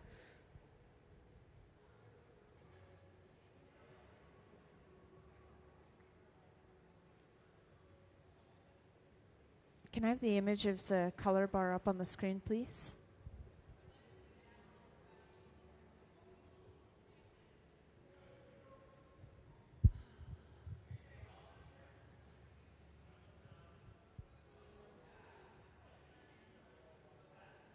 Yeah, I'm not sure why it's not working. I guess I'll have to show it to you guys afterwards.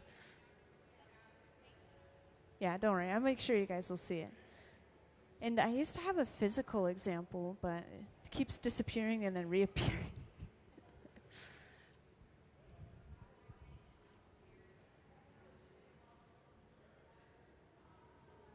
So we melted that color. We're now dropping it on top of our clear bubble. And then we'll go through the process of pushing and rolling this color back until it completely covers up that clear. So all you see is that color.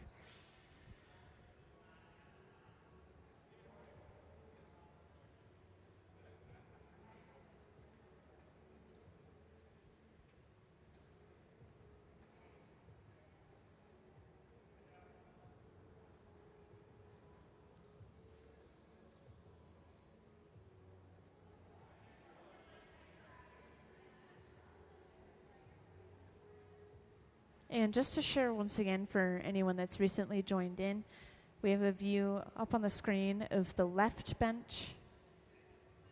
Hey, my closed captioning stopped working. Is there a way to get that back up?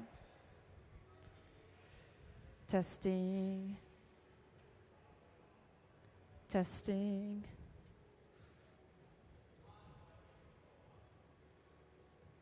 Testing. Yeah, there we go. Okay, I have closed captioning back. This is really important because it's so echoey in here. It just really, really helps people understand me. And we will be using loud equipment such as this fluffy torch. We push a lever and it ignites even further, larger, hotter, louder. So for those who just joined in, again, this is our resident hot shop team on the floor. They work here full time at the museum. And we are making some cat pitchers today, like a water pitcher or a juice pitcher. And this is eventually going into the museum, a glass store. We're making a variety of colors and patterns for these cats. This is a design that was created by another employee who worked upstairs. Made these a while ago, actually, but we're just making them again because they were pretty popular for the store.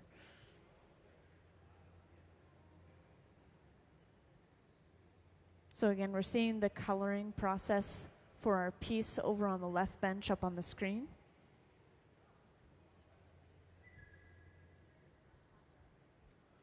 And could I have the image of color bar, please?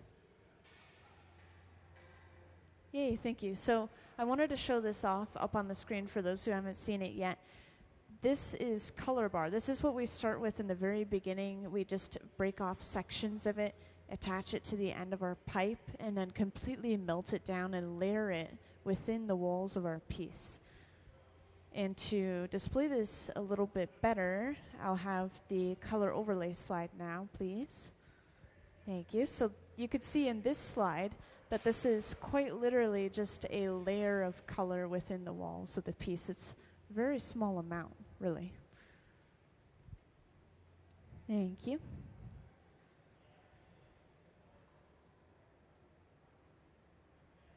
So we have 2 layers of color for this piece. I'm assuming it'll be the same color pattern as the last one, just so that we go through all that color at once. So we have a light blue overall, and then we've just melted down a dark transparent blue, and we're layering that on top.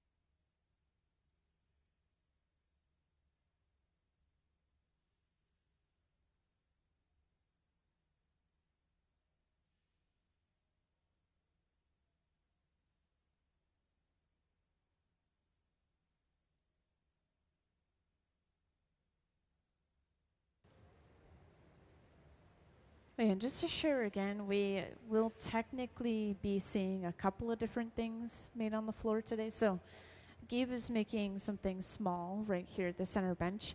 He's using frit, which are shards of colored glass inside of that dish there, stick to the outside of the clear glass to get a speckled color.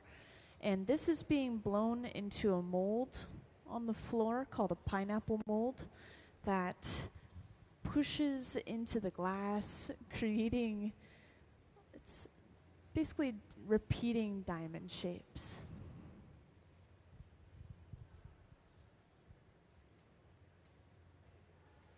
And this is going to be blown out into a small ball, and a little bit of glass stays attached underneath that ball to create a stopper for some decanters for our yearly auction called Red Hot. That's coming up September 20th.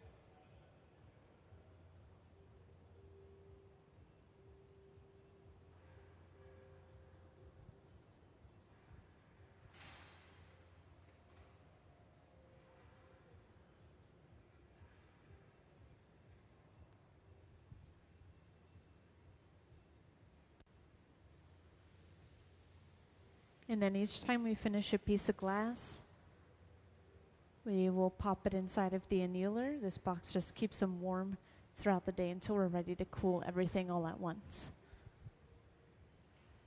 And we're gathering layers of clear now over top of our color. This clear glass, you remember that cross-sectional photo, is pretty large on the outside of the color. And this is mostly just to give us enough material to work with. So we're gathering up more mass right now.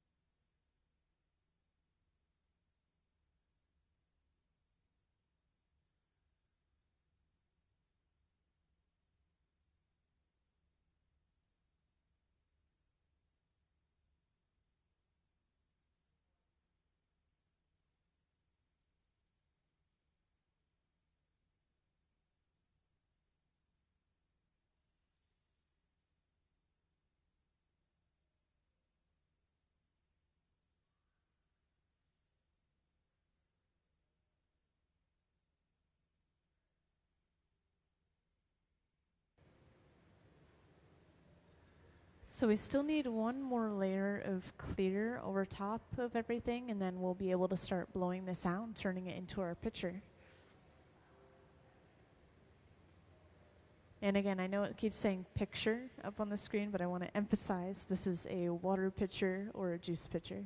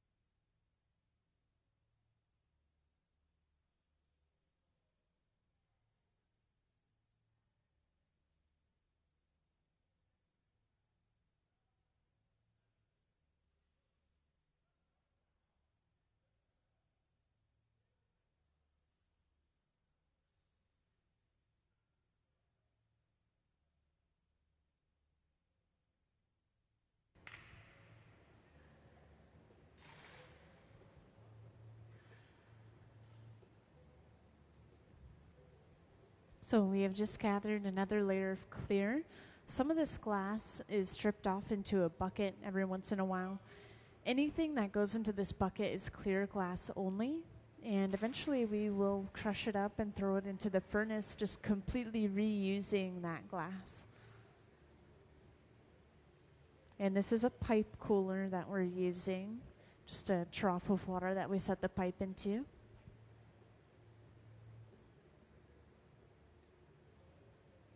And soon now we'll be able to bring this over to the center bench and start blowing it out into our pitcher.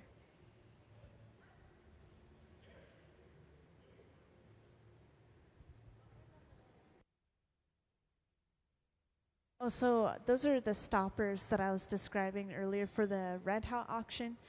We have a bunch of decanters that we've made. I think that they've already made enough of them. I think they have to make 35 decanters each year for Red Hot. And they try to make stoppers out of glass whenever they can, too. Just so it's very cohesive.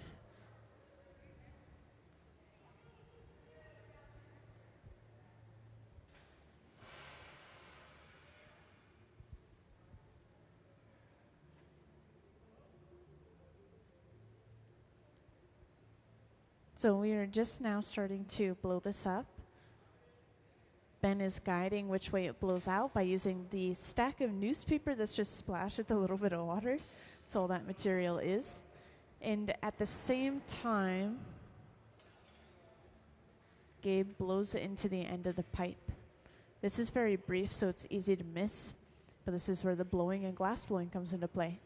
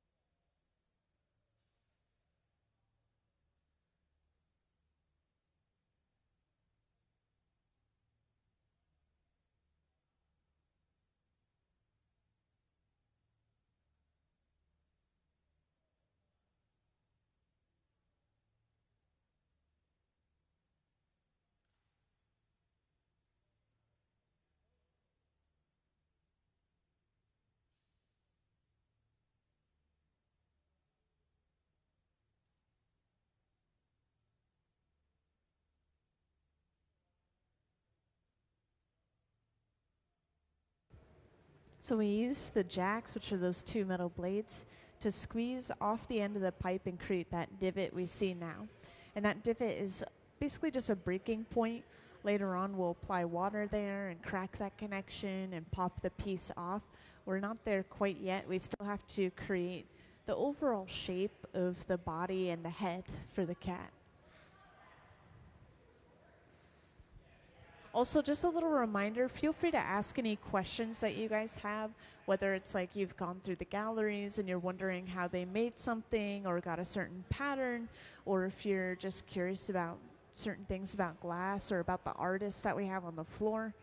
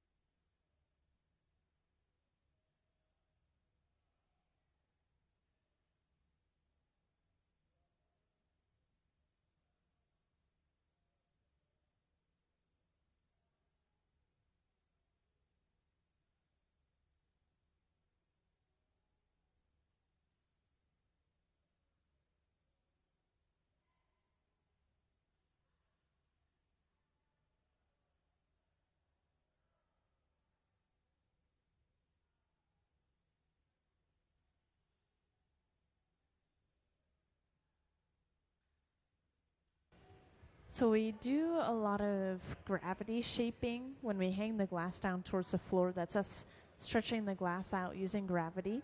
And after stretching it out, we can then section the bubble off. The smaller section is, of course, the head, and then the larger section is going to be the body.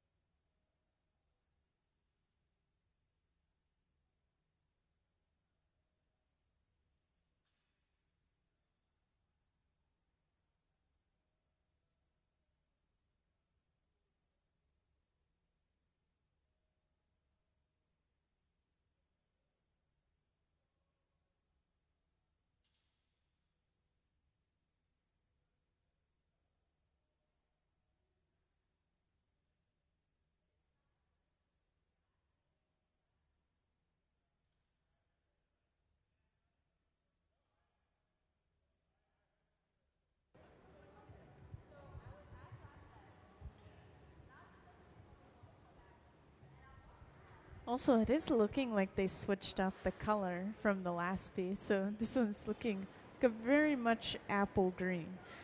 We are now ready to attach the second pipe to the bottom of the piece. And when we do this, we're just trying to flip the orientation of the piece. You'll see this in a moment. Gabe is preparing that second pipe right now with basically just a little bit of clear glass on the end that'll be shaped, kind of rounded out as an attachment.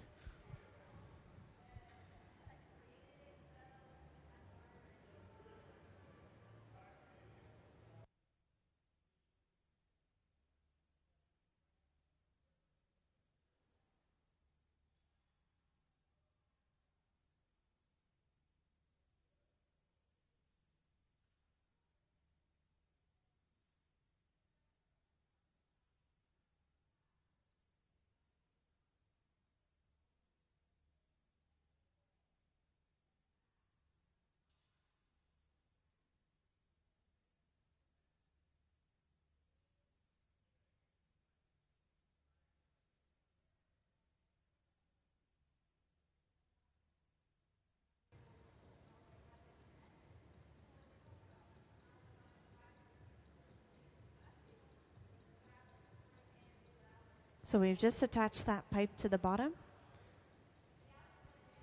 Then to break the piece off, we use some water, thermally shock that glass, cracking that connection, and then pop the piece off with the tap of the pipe.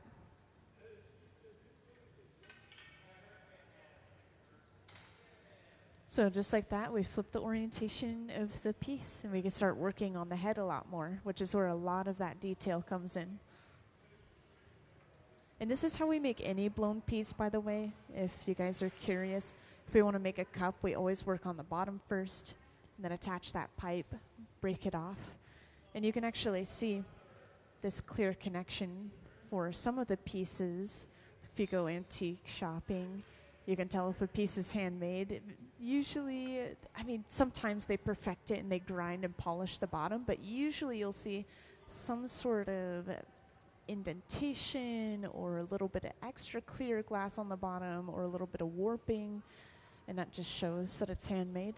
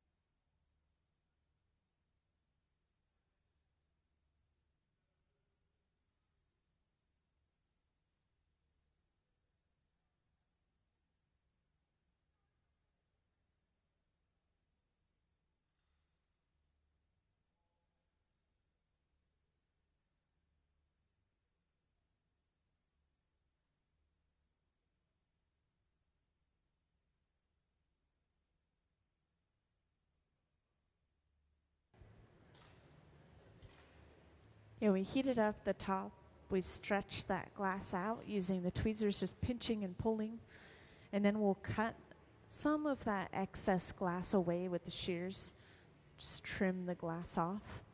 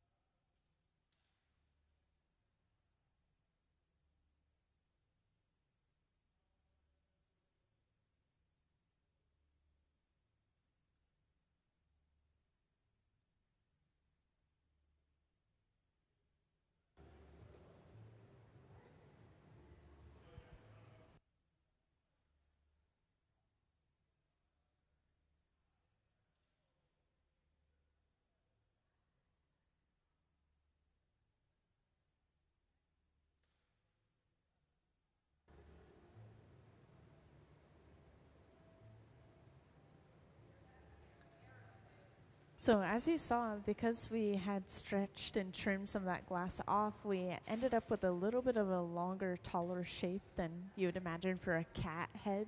So to reinflate, round that shape out, we use the Soffietta. That cone blocks off the opening of the piece, and then we blow into the opposite end and reinflate the glass. So, yeah, your eyes were not deceiving you. We were expanding that piece like a balloon for just a second.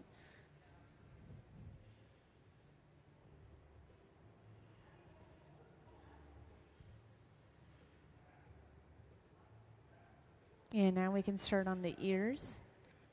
So to give himself a point of reference, Ben is using the tweezers first and pulling 2 points.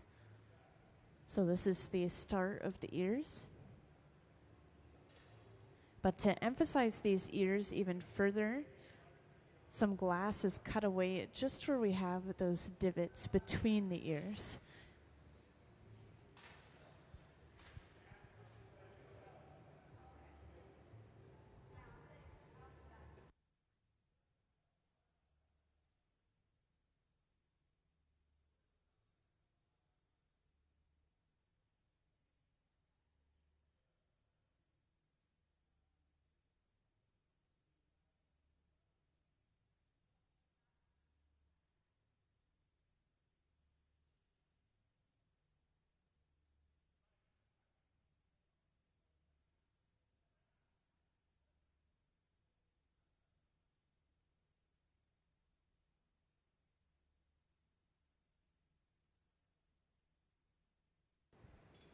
So we just trimmed one side away.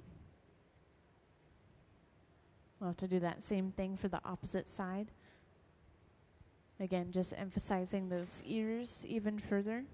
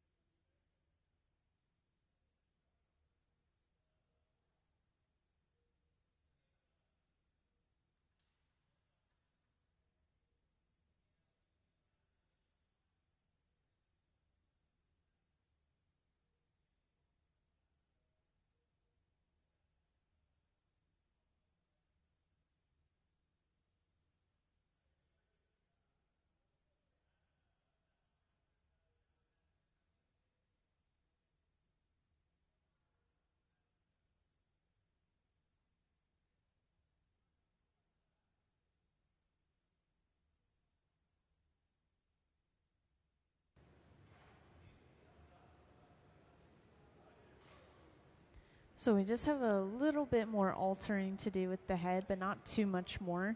I think they try to widen the head from the inside, just pushing from the inside.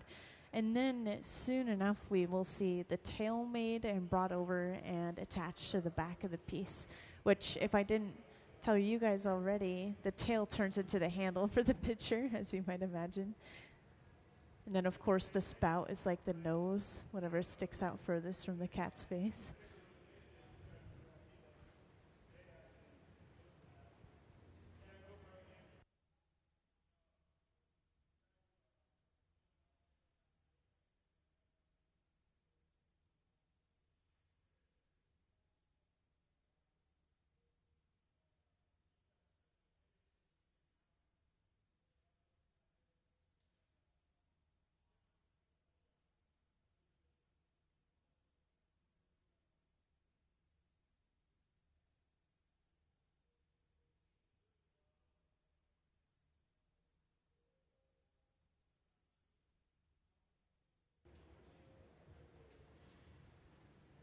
So Gabe is getting started on the tail over on the left bench. And could we have a view of that frit again? Over on the left bench, could we have a view of the bowl of frit, please? Thank you. So up on the screen, we have a decent view of Gabe picking up all this colored glass over top of the clear. This is either a powder or a frit. It's looking like it might be a powder even. It's just a really finely crushed colored glass. Same material as the colored glass within the walls of our piece, is just different metals, minerals, and oxides mixed in. So yeah, we're picking that up. We'll melt it down, shape it into a cylinder, and then bring it over.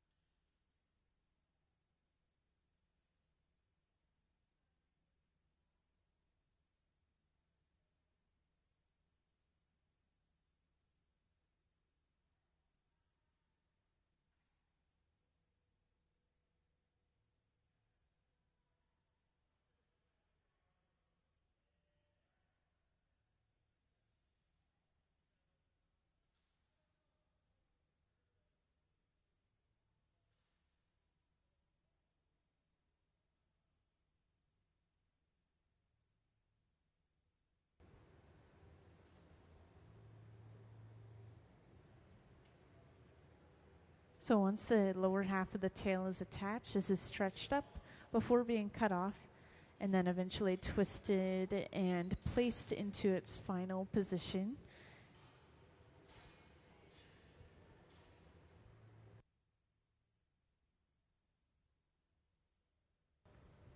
Yeah, you can see the glass is still moving quite a bit. The best way to describe it, I always try to describe it as putty or taffy. It's stretchy, it's moving, but it's still pretty solid in this moment.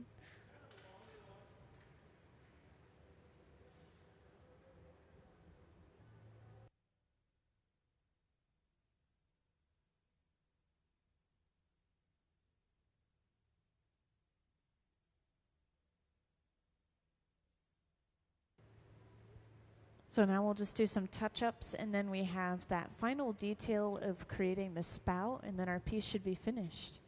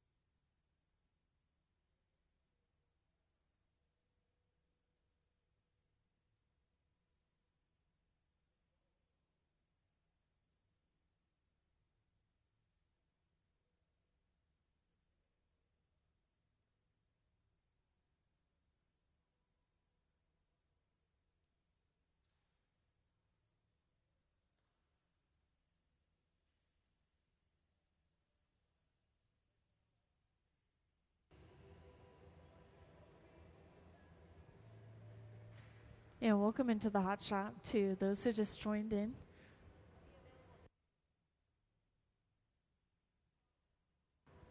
Today we have our resident hot shop team down on the floor. These guys work here pretty much full time for the museum, down on the hot shop floor, of course. And we are working on some store items at the moment, so these are eventually going into the Museum of Glass store. And if you can't tell already, this is a cat pitcher, like a water pitcher or a juice pitcher.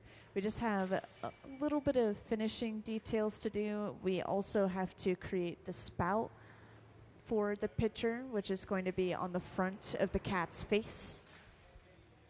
And I was just told a moment ago that these pitchers are going to be available in the store in about a week from now.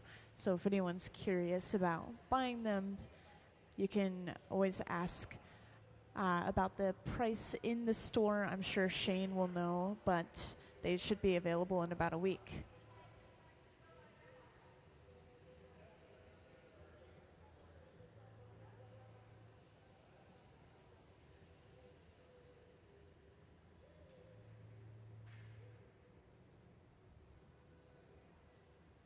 So we just heated up a small section of the lip using that handheld torch. This is a really focused hot flame. And then we just push the lip outward, and that creates our spout. So we're just using the material that's already there.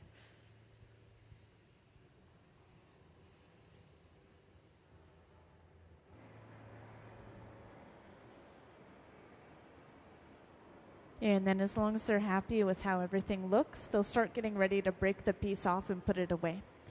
So we're torching the clear glass that's connecting the piece and the pipe until we see some movement in that connection. And then we know it's safe to apply water and break the piece off.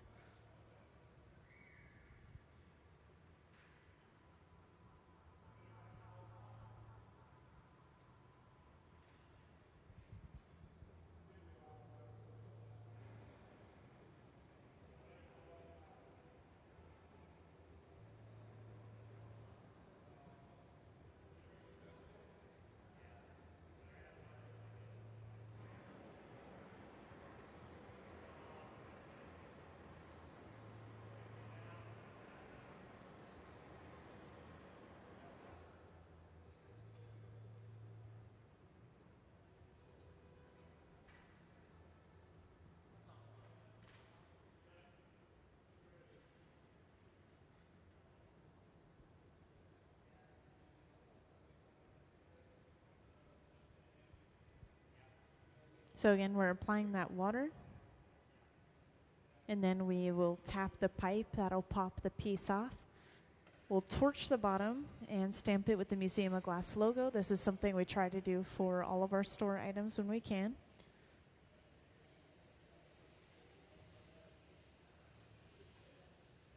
And then this is going inside of the annealer, that large black box over on the far right wall, which will slowly cool the glass down overnight. And let's give them a round of applause for finishing that picture.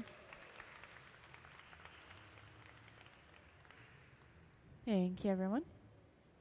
And I hope you guys got a glimpse of the other ones in there, especially you guys sitting here could see them.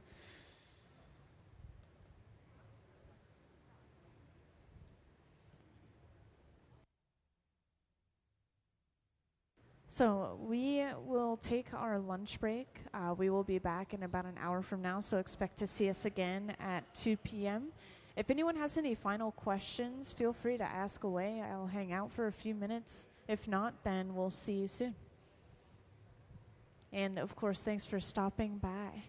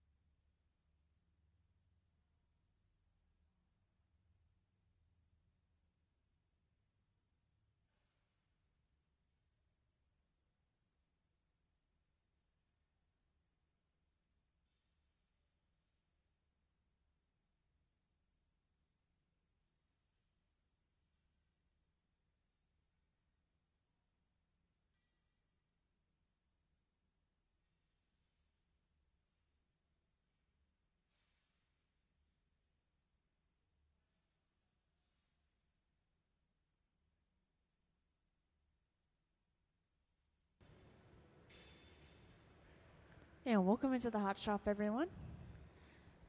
I don't think any of you guys were here earlier, so if any of you were, I apologize. You're going to get a repeat of information, but we have our resident hot shop team down on the floor today.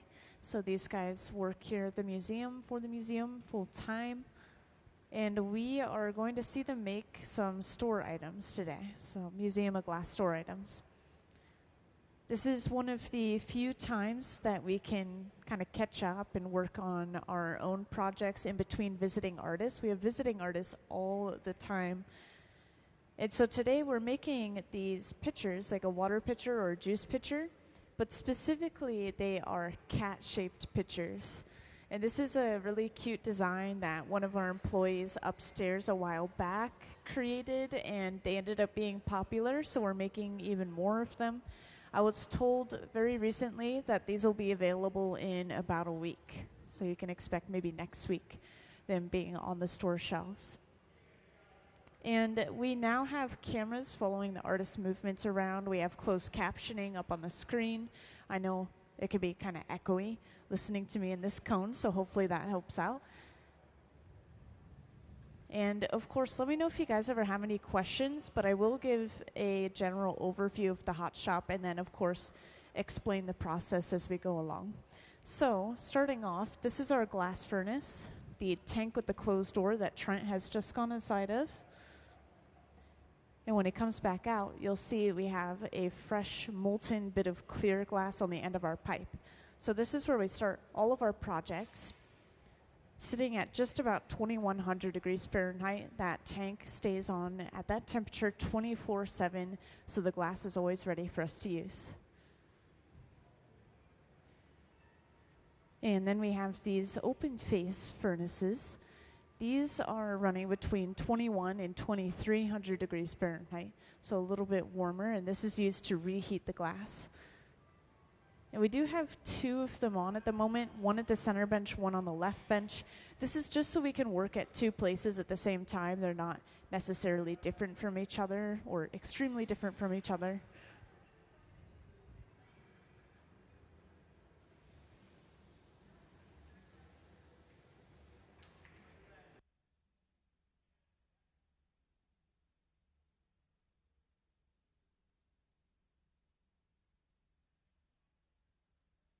We have a good view of this up on the screen for anyone who can't see the left bench, but we've just completely melted down a piece of colored glass and dropped it on top of a clear bubble. This process is called a color drop or a color overlay. It creates a layer of color within the piece. And to better show this off, I luckily have an image. Can I see the color overlay image, please? So again, this is the process we're going through. And over on the right, this is the cross-section of a blown piece of glass. When you look at it from the outside, it looks like it's all just colored glass through and through. But if you were to look at the cross-section, you'd be able to see those layers of clear and color kind of sandwiched on top of each other. Thank you.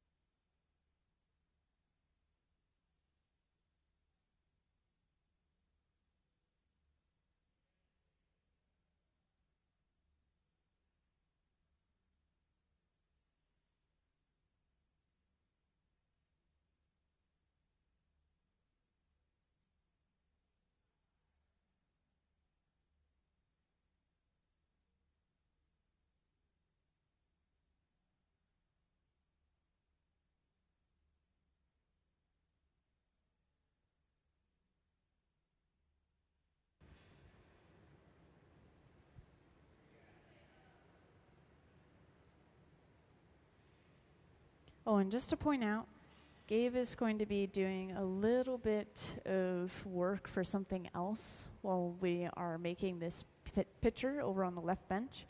So Gabe is creating these stoppers, which is a round ball of glass, the little small cylindrical length of glass at the end. and that'll be used as a stopper for the decanters that we've made for our yearly auction, which this is coming up really soon, so we're just trying to get as much done as soon as possible. On September 20th is our Red Hot auction, which we have each year.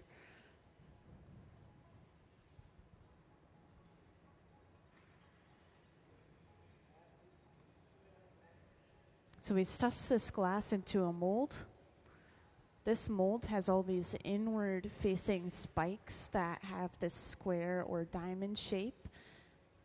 So if we were to look at this piece of glass a little bit closer, you would be able to see a repeating diamond shape across the entire surface. This is what they use for those holiday ornaments, for example.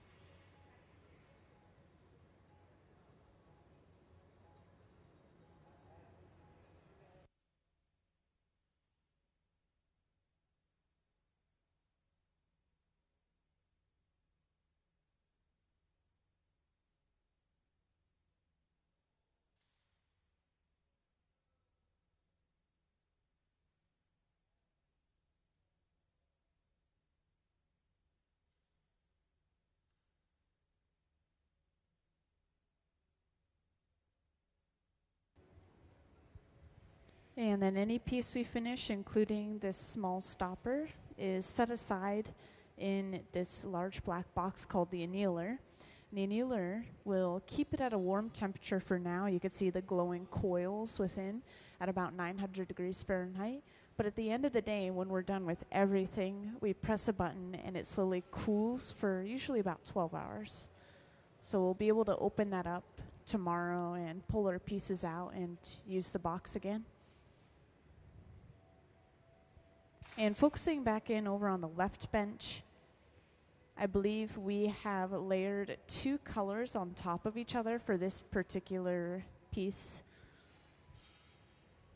So a double color overlay. As you remember, we just have that layer of colored glass within the walls. So now we're going to have 2 layers of color within the walls. And I know some new people have joined in here and there, so I wanted to share real quick again that we are making some store items, and these are specifically cat pictures. You guys were here a little bit earlier. We are starting from the beginning with the coloring process, which we're most of the way through. And then we'll start gathering layers of clear glass to build up mass. And again, these are cat pictures, like a water pitcher or a juice pitcher. I'm not sure if everyone can see it, but there's this design hanging on this board here, right at the center bench. Those top pieces are the cat pictures.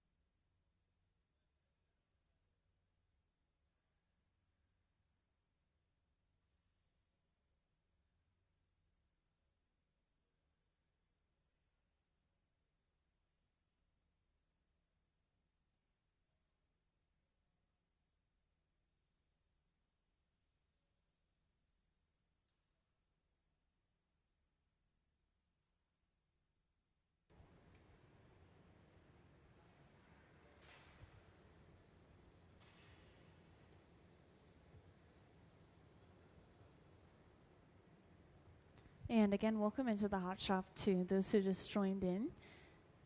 We are working on some store items. This is our resident Hot Shop team. They work here for the museum full time. And we are going to see them make specifically cat pitchers today, like a water pitcher or a juice pitcher shaped like a cat. And they really tie this together. The tail becomes the handle, and the spout is kind of like the nose on the cat's face. It's really cute in the end, and these were pretty popular last time they were made, so we're making them again. We've just gathered our next layer of clear over top of our color over on the left bench. Each time we get a new layer of glass, we sit down and we use this wooden spoon-shaped tool called a block. Could we please focus over on the left bench? Thank you. So we have a better view of this. The wooden spoon-shaped tool, again called the block, it's kept saturated in water, which is why it has that shine to it. That water forms a layer of steam, which protects both the wood and the glass from interacting.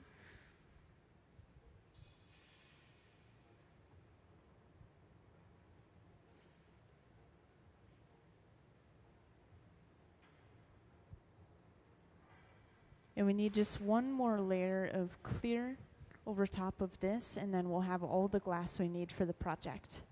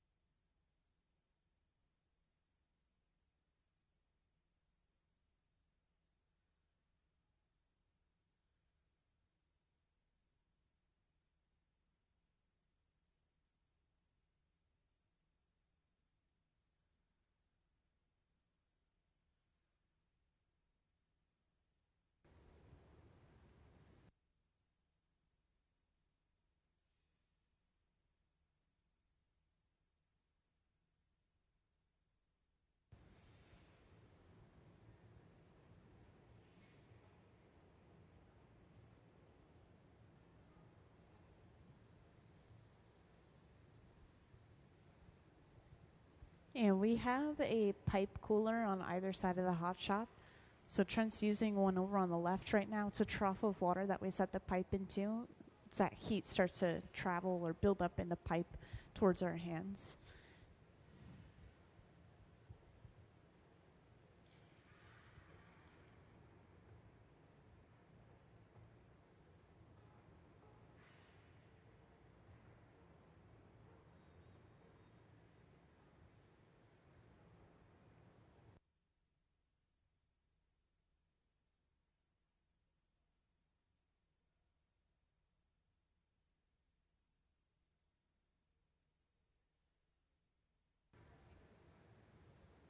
Yeah, so the glass that we use in this hot shop is a soda lime glass, which, as you guessed, is mostly silica sand. And then there's a little bit of soda ash and a little bit of limestone.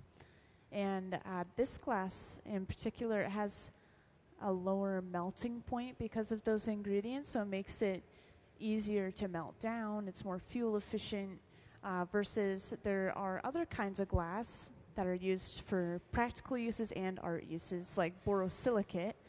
That is used for scientific glass, so beakers and that scientific tubing, but it's also used for small glass art, like the insects you see in the gallery.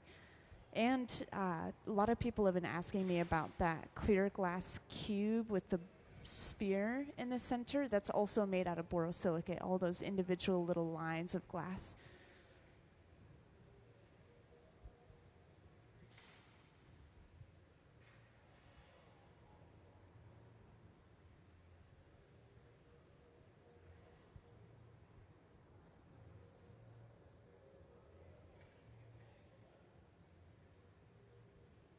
So now we should have all the glass we need for this piece. We'll bring it over to the center bench and we'll start to blow it out and turn it into our pitcher. Which again, for those who just joined in, we're making cat pitchers today. like a water pitcher or a juice pitcher, so that's what you can expect to see.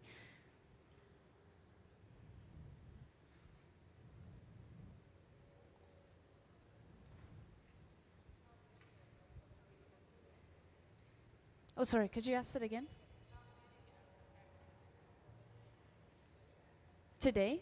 Well, they've been making one every 30 to 45 minutes. Let's see, if they made 4 in the first half of the day and 4 in the second half of the day, probably about 8 of them by the end of the day.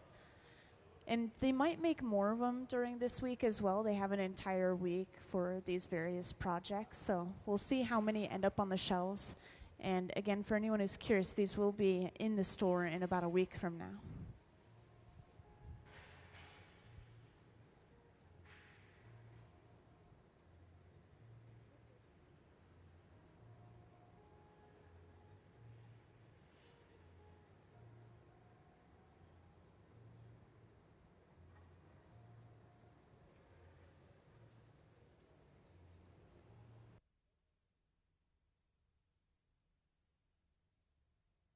So now at the center bench, we're just starting to blow this out. Ben is using this pad to guide which way it blows out. This is just folded up newspaper that has been splashed with water. That's all that pad is. But surprisingly, you can't feel heat through them.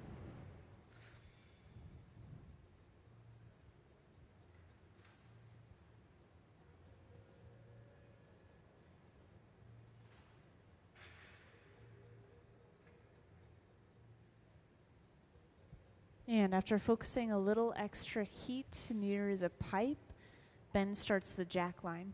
The jack line is this divot off the end of the pipe that we eventually break the entire piece off from.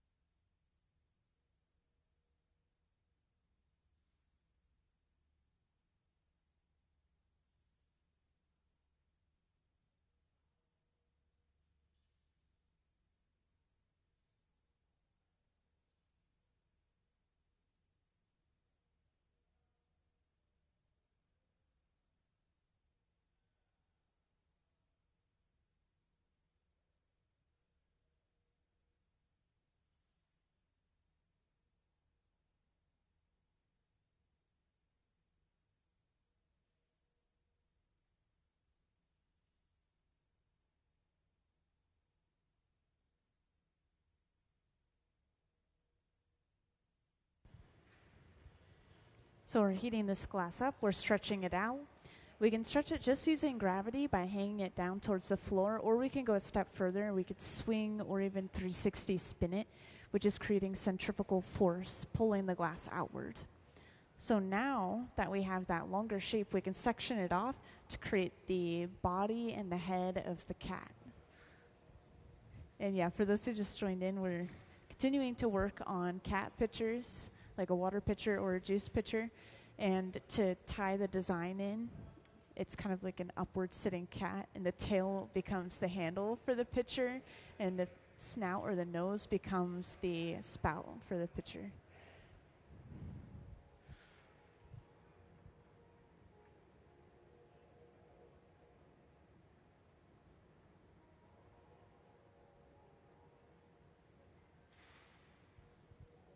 I've gotten a lot of questions about these paddles throughout the day, so I'll make sure to mention preemptively to you guys, these paddles, we do use them to flatten sections of the glass, which is why they're so charred, but we're also more so using them to shield Ben's arm and hand from the radiant heat coming off of the glass. That's why we keep hovering around with them.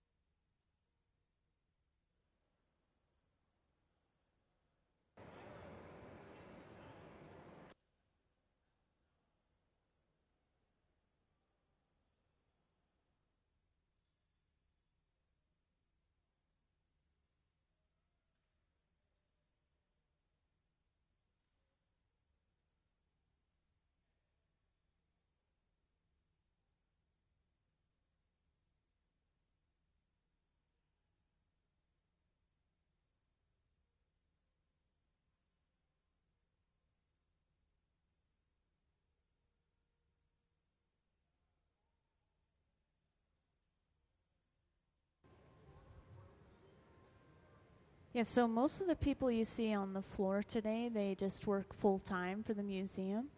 And then we do have one apprentice on the floor, to be fair, which, yeah, she's here multiple times a month. But yeah, a lot of the people you'll see on the floor usually have between 20 and 30 years of experience. We have a couple other people that work on the floor that aren't here today.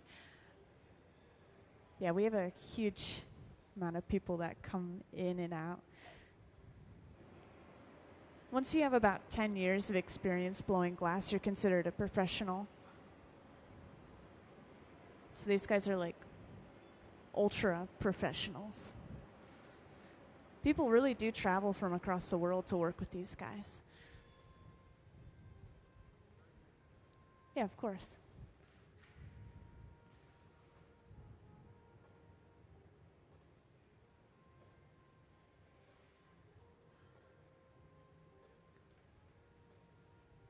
Also, we have just flattened the bottom of the piece, and that means that we will soon be ready to attach second pipe to the bottom, break this piece off of the pipe it's on now, and essentially flip the orientation of the piece.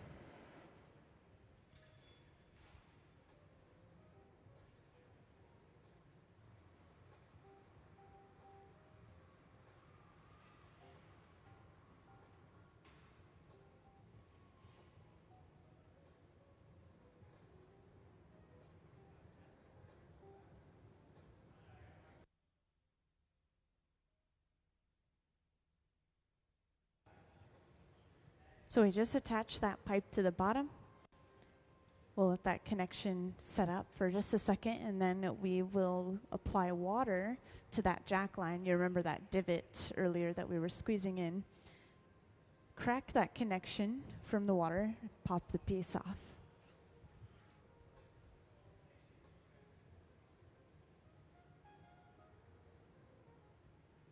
And all it takes is a tap of the pipe.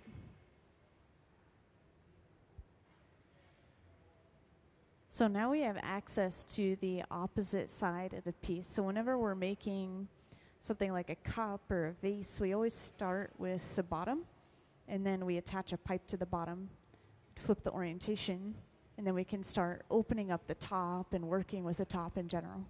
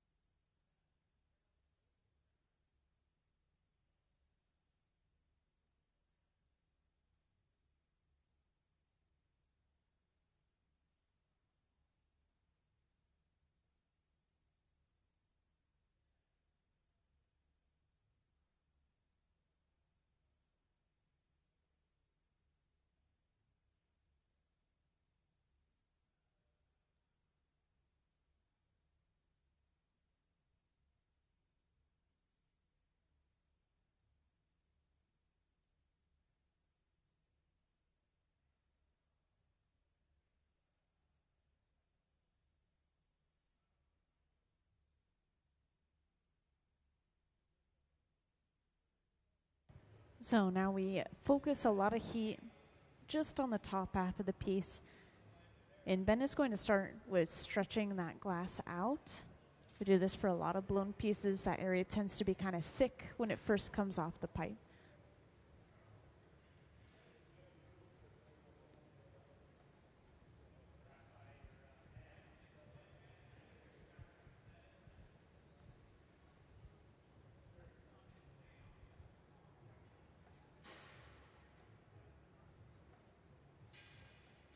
And then after one more heat, you'll be able to trim that extra glass off using the shears, which you can imagine like glass scissors.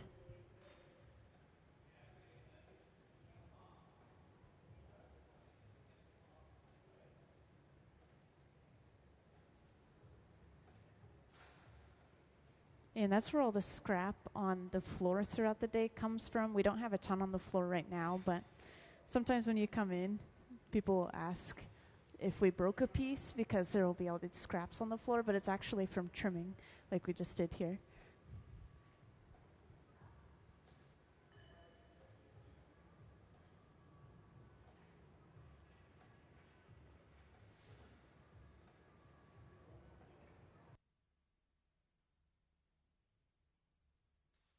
And next we'll use the Soffietta.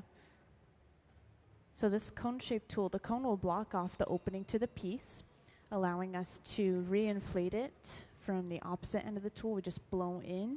It's like a straw. Just trying to widen the head of the cat, which again, for those who just joined in, yes, we are working on a cat-shaped pitcher, like a water pitcher or a juice pitcher, and this is going into the Museum of Glass store next week.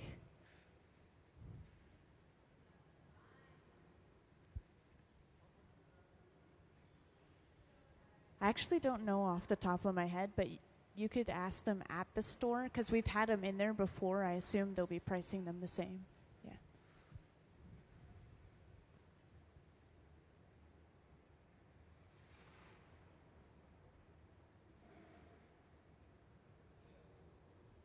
Yeah, frequently people can buy things online too, so you can always check it out online, whether it's today or a later date.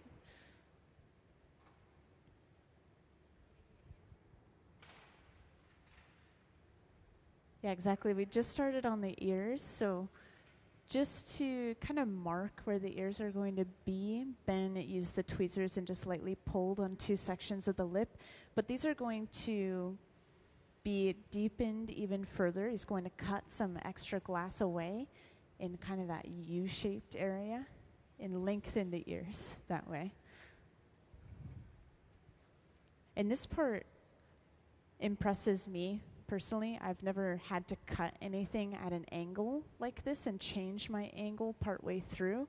I feel like that's got to be something that's pretty tricky. Usually when you use the shears, you're just cutting straight.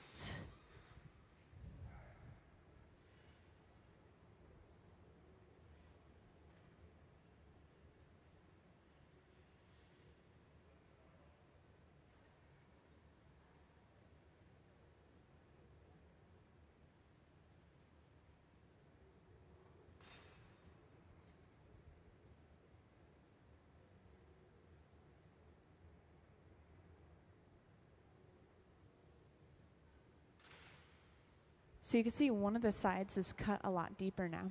We're going to do that same thing to the opposite side.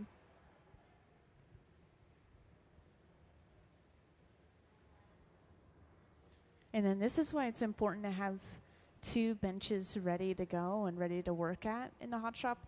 We will soon enough be continuing to work on the head right here at the center bench, and then at the same time, to be time efficient, we'll be starting on the tail over on the left bench, which will be brought over, and again, this will become the handle for the pitcher. So doing two things at once that come together and finish the piece.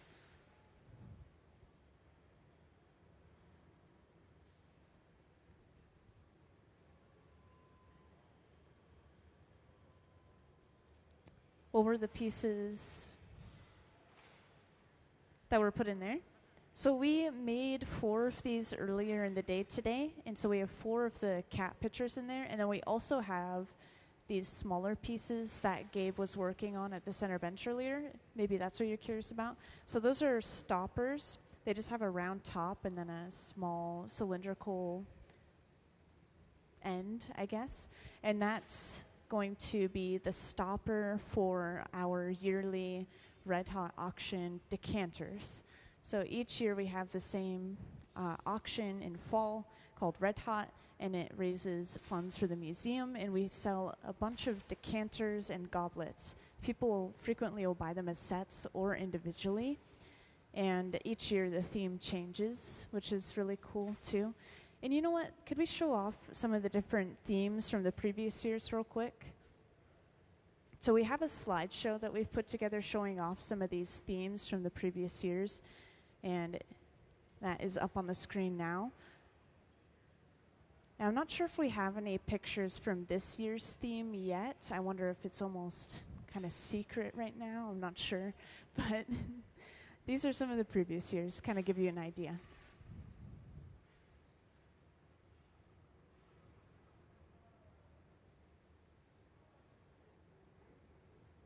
Yeah, the way they create these themes is they will bring out a paper and they'll almost collage images on it, and that'll be the theme. So this year it was like photos of an old library and lots of red and brown and kind of moody, dusty colors, old candles.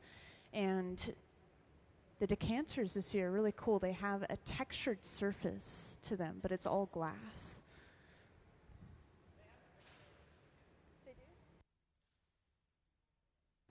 So I just heard that we should have a picture of this year's decanters and goblets. So could we have that up on the screen, please?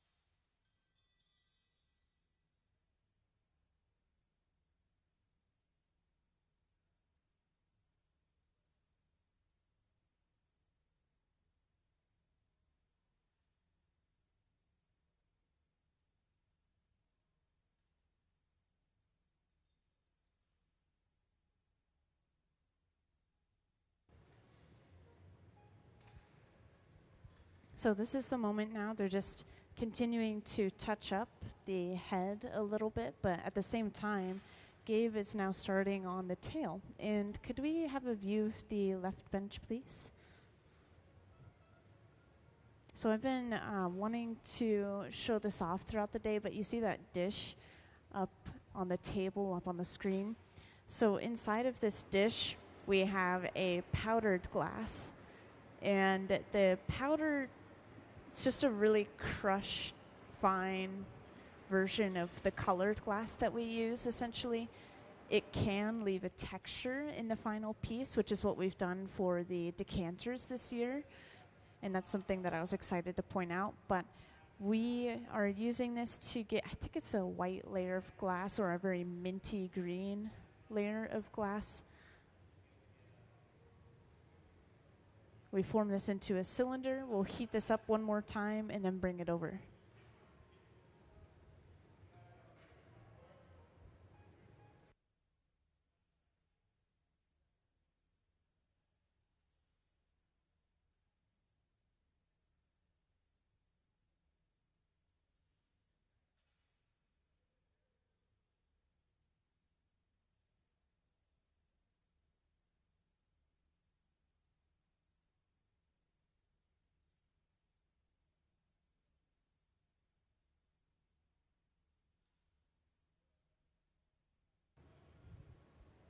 So we cut that length of glass off, and this can then be twisted and placed to finish off the tail or the handle of the pitcher.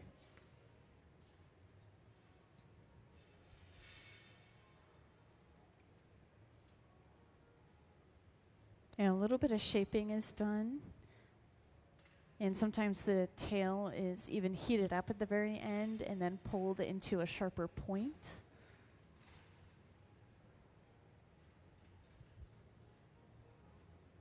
And after this tail is finished, we just have one more detail, and that is the spout of the pitcher, which is going to be the nose of the cat.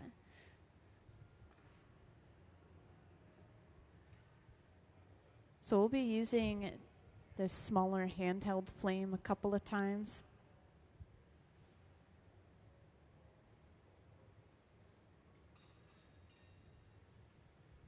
This small torch can get up to about 5,000 degrees Fahrenheit, which is a super impressive amount of heat. It's over double the temperature of the molten glass itself. And that's because this is running off of propane and oxygen. That oxygen is really fueling and feeding the fire, making it much hotter.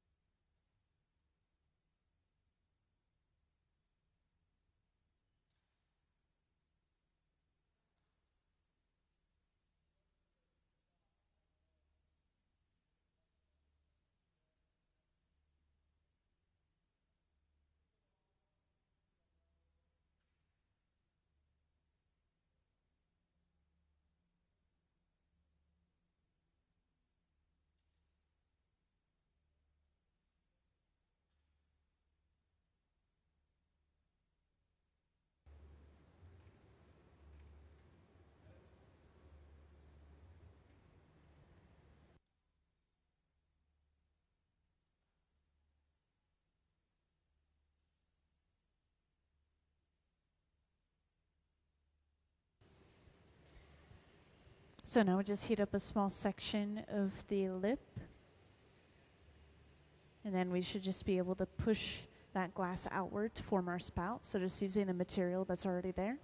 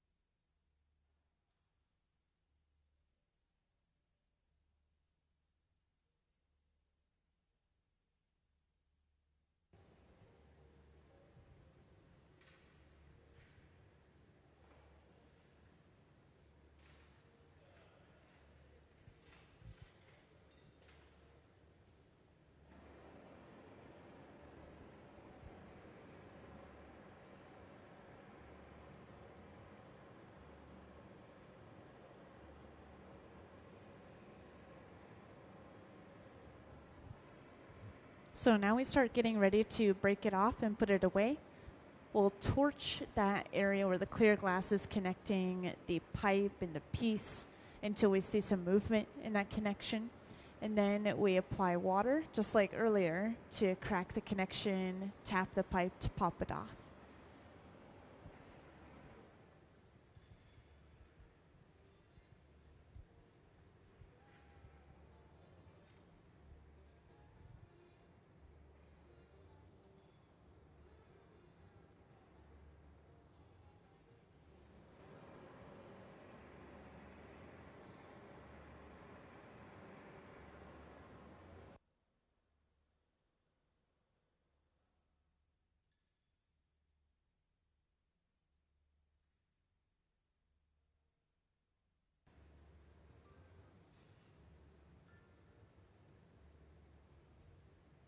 And when this piece is knocked off, we'll hold it upside down, torch the bottom, stamp it with the Museum of Glass logo.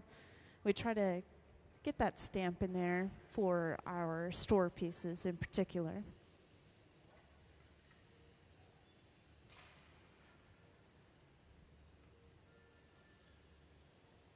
And then this will be placed inside of the annealer, which I think I pointed out earlier is going to keep the glass warm and then eventually slowly cool it down overnight. And let's give them a round of applause for finishing that picture.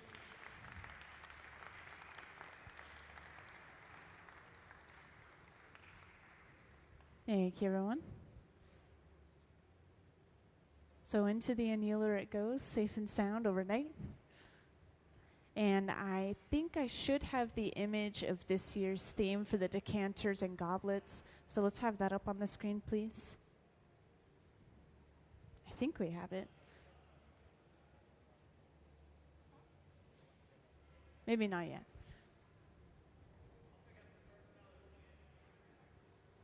I just want to give a little reminder again for anyone that's recently joined in. If anyone ever has any questions, feel free to grab my attention and let me know. Also, the theme is up on the screen now.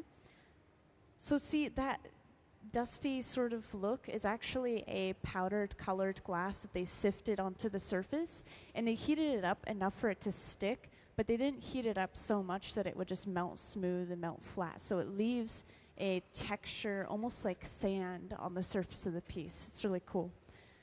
I think it's really unique. And then the stopper, that's what Gabe has been making over and over again today for the decanter. Thank you very much.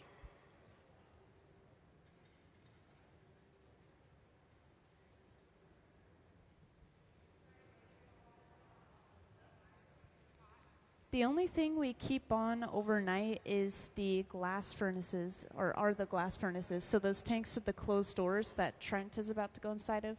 And that's just because we want to keep the molten glass inside at a consistent temperature and texture. But everything else we shut off, and then we turn things on usually maybe an hour before we get started.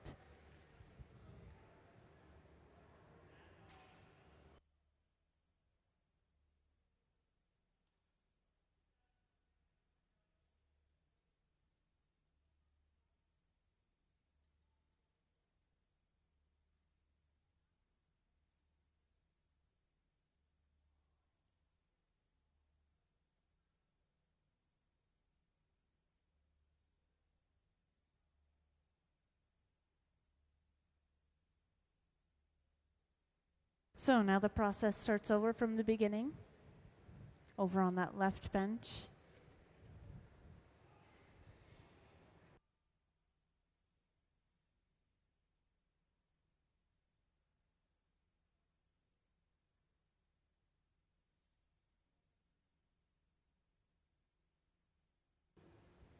Also, just in case anyone's curious, this large silver box right here, this is the garage. This is where we've been picking up and preheating all of our pieces of color and things like that. We have to make sure that our glass is at about 1,000 degrees Fahrenheit before we actually start melting it down.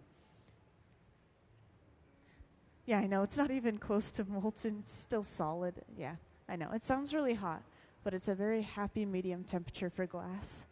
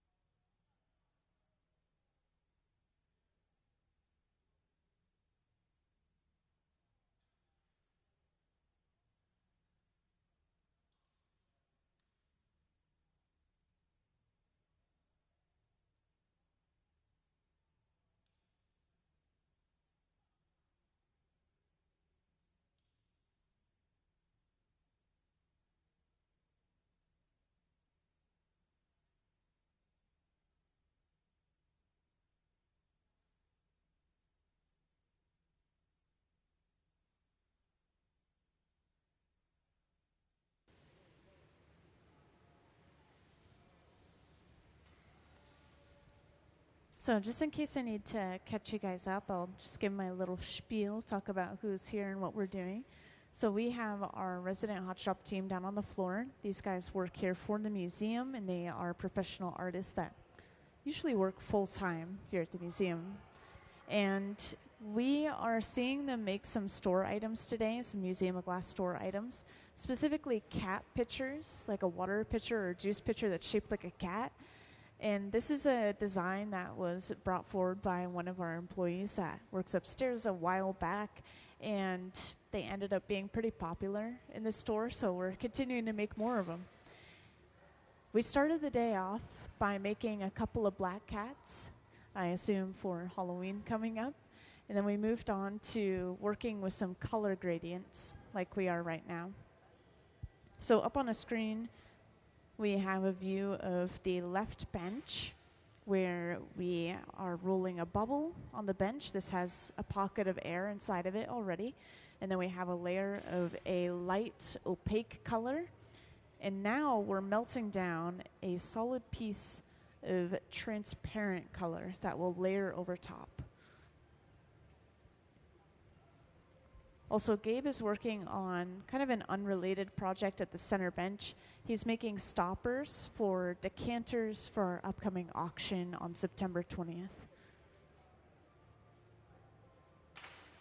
And of course, feel free to ask any questions that you guys have. Just grab my attention and I'll come right over. I've been making sure to scan the crowd every once in a while, making sure I'm looking.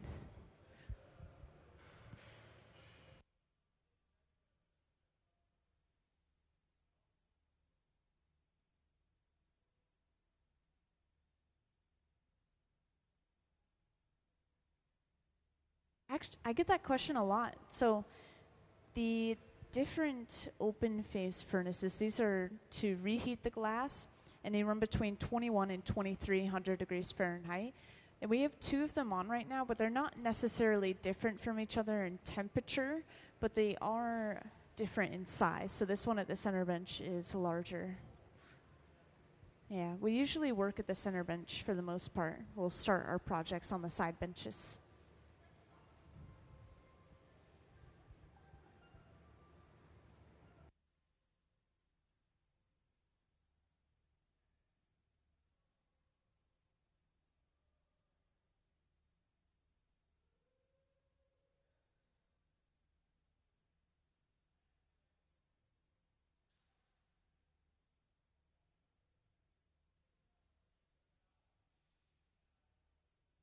So we melted that color enough that we could drop it onto the end of that bubble.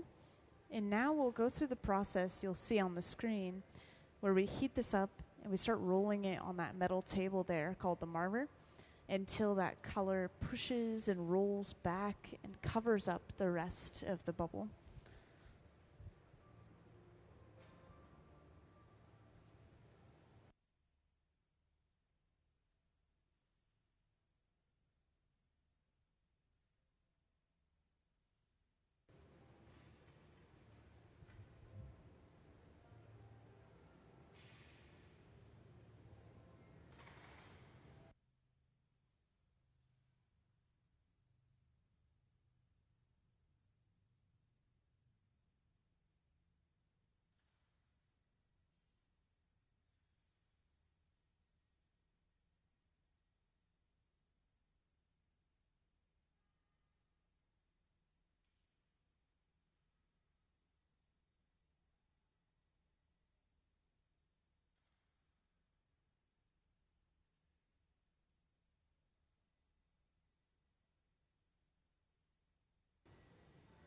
So again, on the screen, over on the left bench, we've rolled that color back. You can see it's completely covering up that opaque layer now. We'll let this cool down and we'll gather some layers of clear glass over top of this just to start adding some mass and give us more material to work with.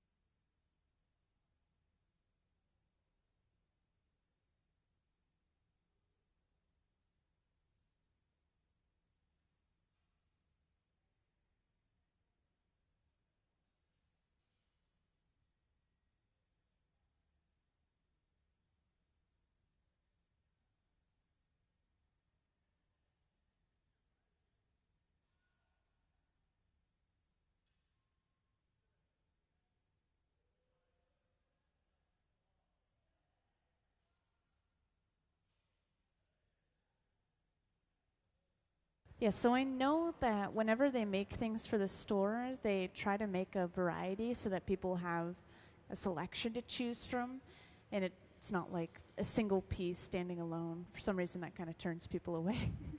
And they have the entire week to make anything they need to. I assume they will do some work in regards to the pieces for that auction coming up.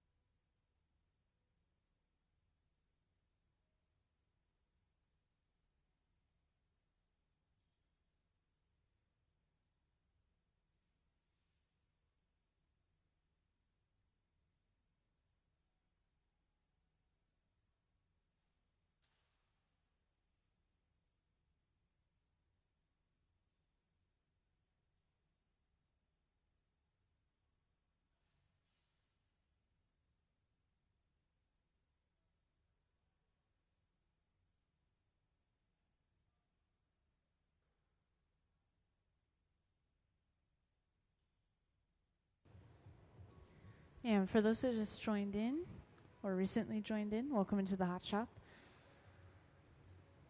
I just wanted to share what we're working on. So we are making some cat pitchers, like a cat-shaped water pitcher or juice pitcher.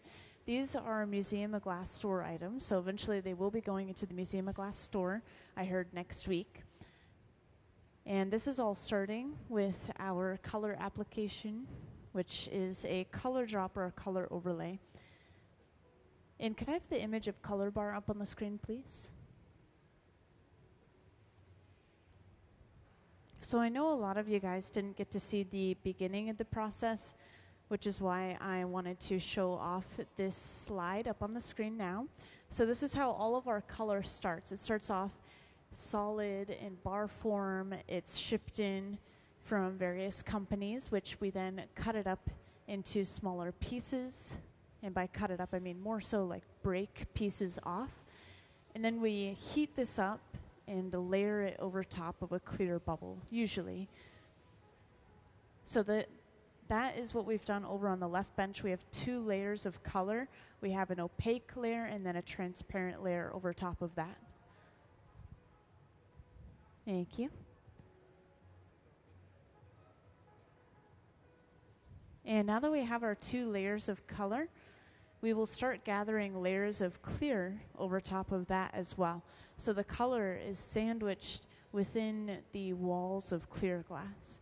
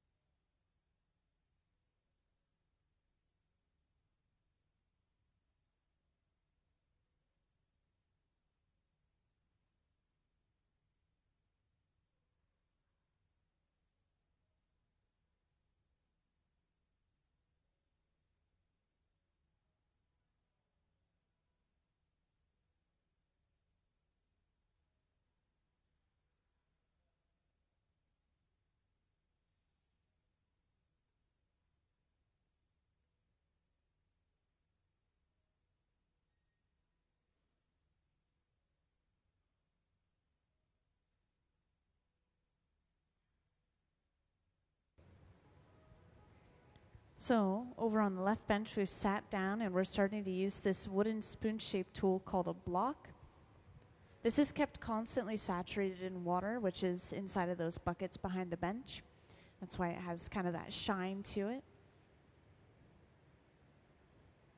And then we move on to using the newspapers, and it is as it sounds. It's folded up newspaper that we've just soaked with a little bit of water. And that's as close as we'll get to using our hands on the glass, is that pad right there.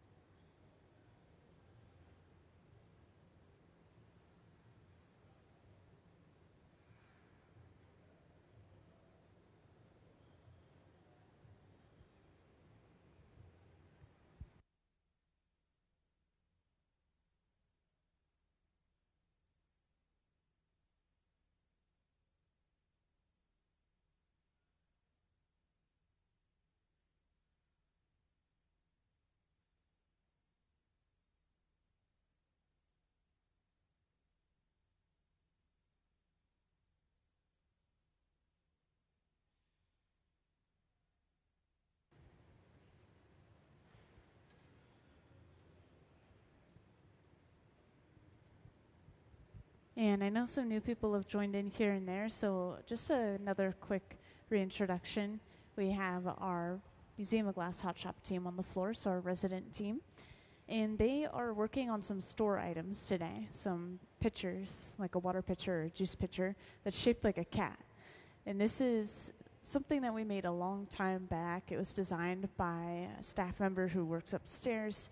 We have these kind of competitions every once in a while where staff will design pieces, and it was pretty popular in the store, so we're making them again. The way this all starts is with the colored glass being applied. We already have that color within the walls of the piece. You could see it almost floating around in there. And we just need one more layer of clear glass over top of everything, and then we'll have enough material to work with and blow our piece out.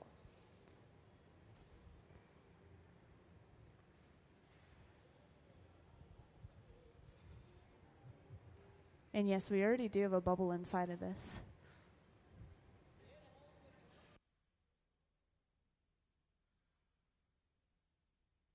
So when we blow into the end of the pipe, that air travels through and into the glass, and it expands the glass like a balloon, making the piece bigger and the walls thinner, which is why we have to start with a certain amount of material in the beginning.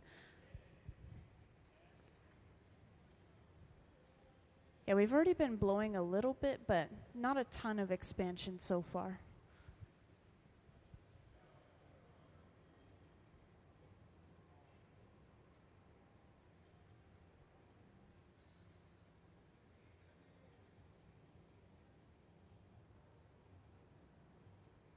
So again, we're gathering a layer of clear glass. So if you haven't seen this tank yet, inside the bottom of it, we have a large ceramic crucible just filled with molten clear glass at about 2100 degrees Fahrenheit. And this glass, when it's molten completely, is the texture of honey. So we were able to just drip some of that off into a bucket now.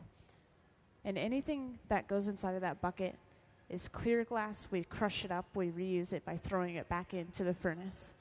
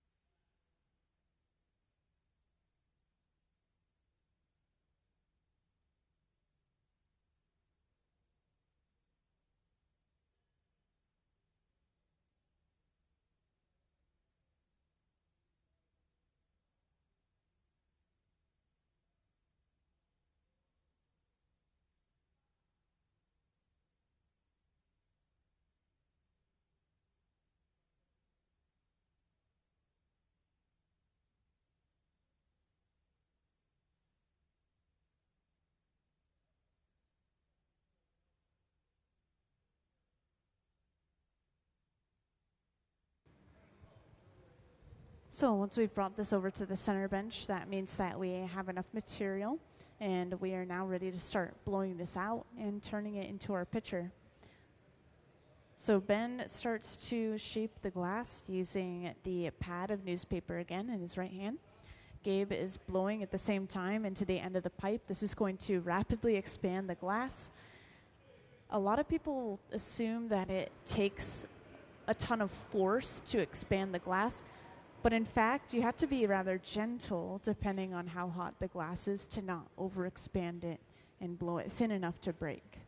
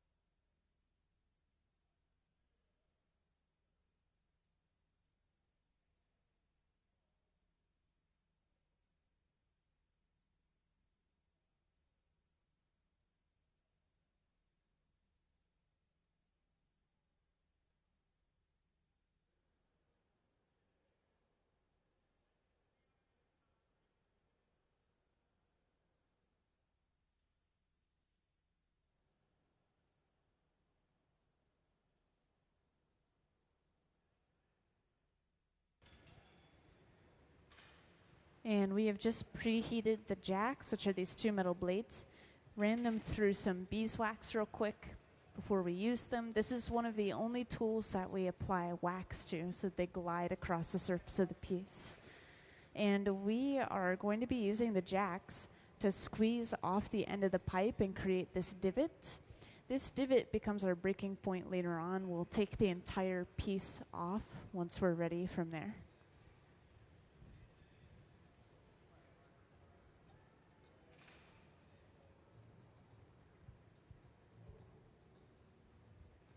Yeah, we still have a lot of blowing and shaping to do.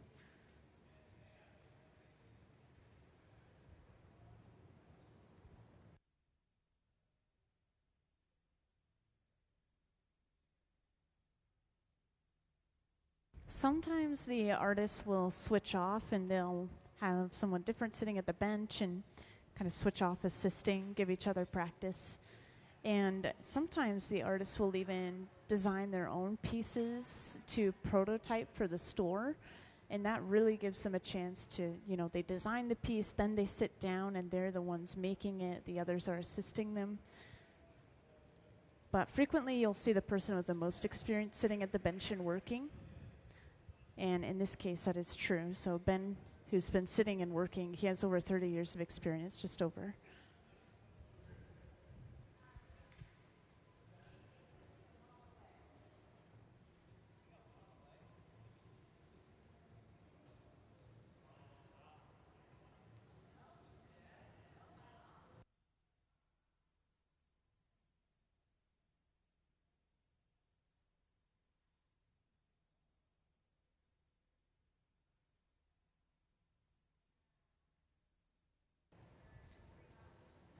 And welcome into the hot shop. We are continuing to work on cat pictures. Again, a picture that's shaped like a cat. And we are starting off by forming the overall shape of the body, which we are working on right now. This bubble has been blown out. We're stretching it out by hanging the glass towards the floor. And once we get it long enough, we can then section it off to create the head and the body.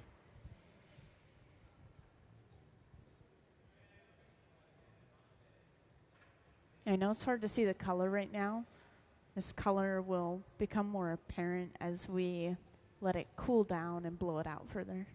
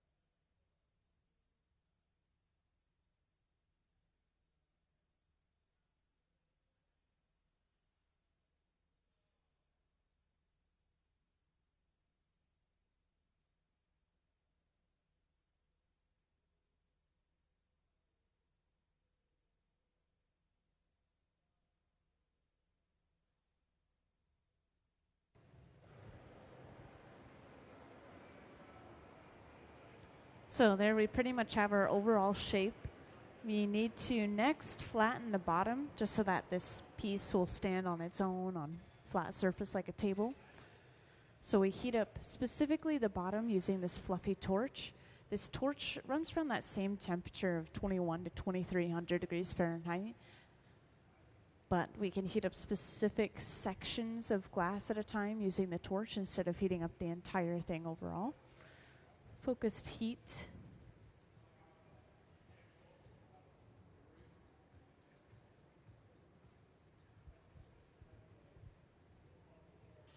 And now once we come back to the bench, we can flatten the bottom with that wooden paddle. And that's why these are so charred. But other than flattening, we use these wooden paddles for shielding the artist's hands and arm. Thank you. From the radiant heat coming off of the piece.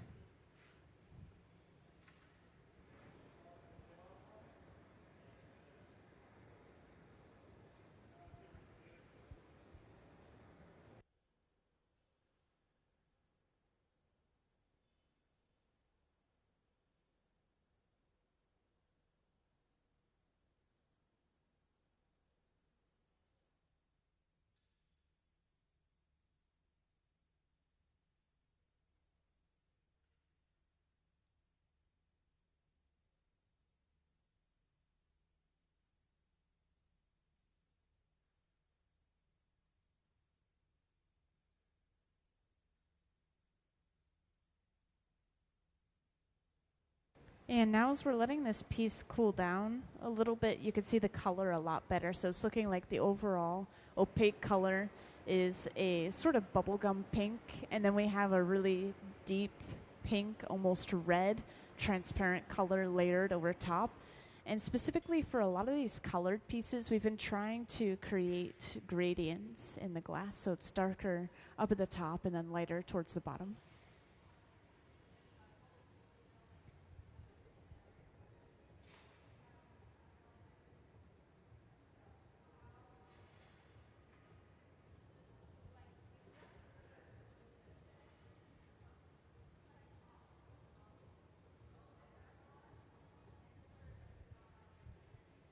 And next we attach a pipe to the center of the bottom of the piece. This is a solid pipe, unlike the blow pipe we just used, so we're not going to be blowing into the glass very much anymore.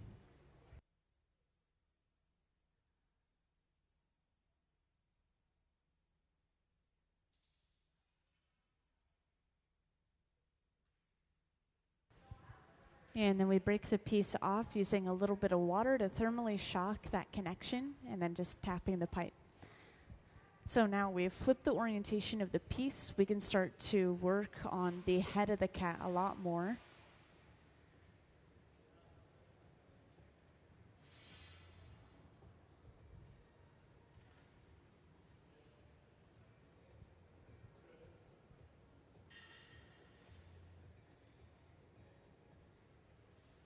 And could I have Ben's work up on the screen, please?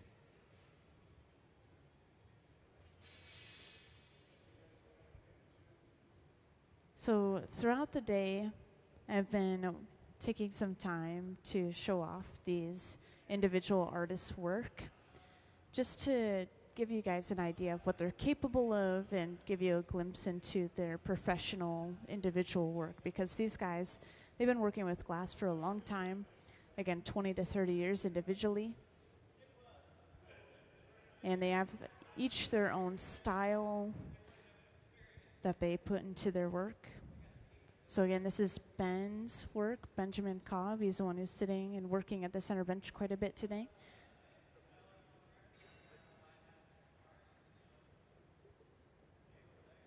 And he has a little over 30 years of experience blowing glass.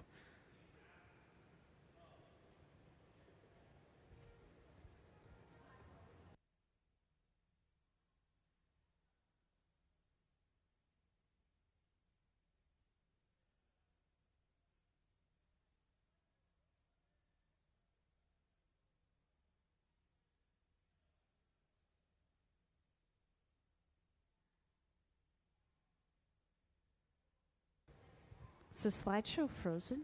Oh, there we go. I wanted to point out the window piece. Well, there are multiple of these in the slideshow, but this is kind of his signature thing, especially more recently I've seen.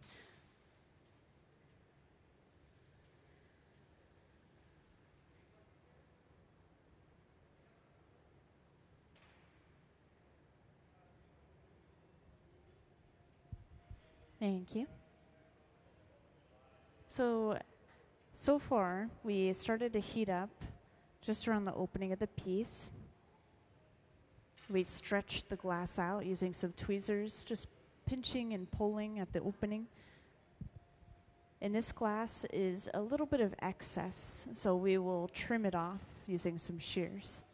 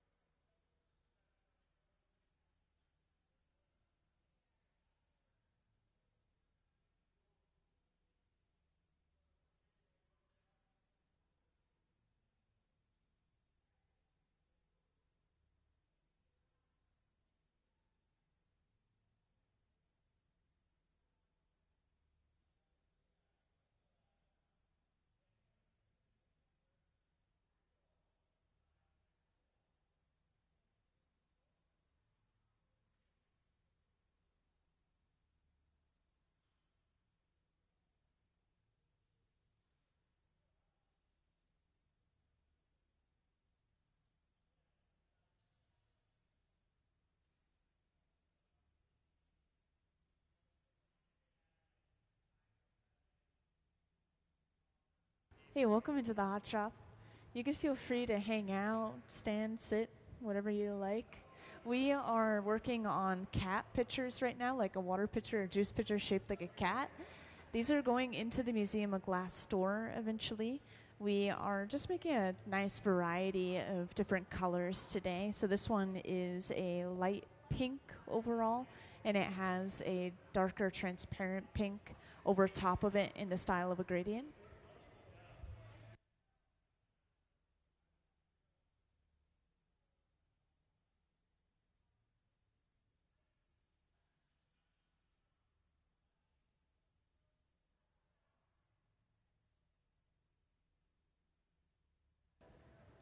So you guys came in at a good time. I was going to mention because we've just flipped the orientation of the piece, so now we could start working on the head. This is where a lot of the detail is going to come in. We're going to cut some ears in. We are going to eventually add the tail as the handle for the pitcher.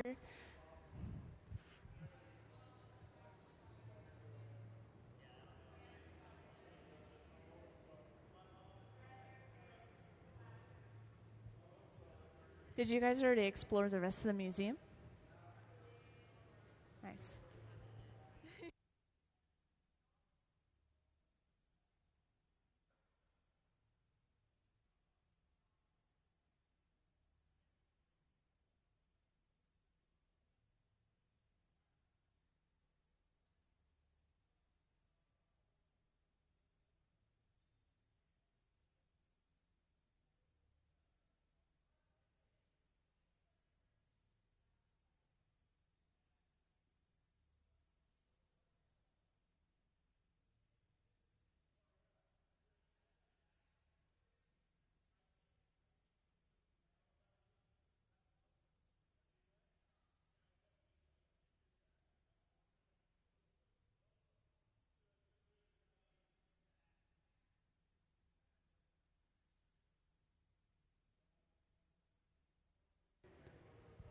So just to give you an idea of the temperatures that we're working with in here, the glass, when it's completely molten to the texture of honey, is at about 2100 degrees Fahrenheit.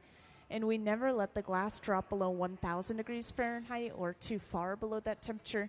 That is just barely warm enough to prevent thermal shock. So it's always hovering in between those two temperatures, usually kind of this taffy or putty texture like we're working with right now.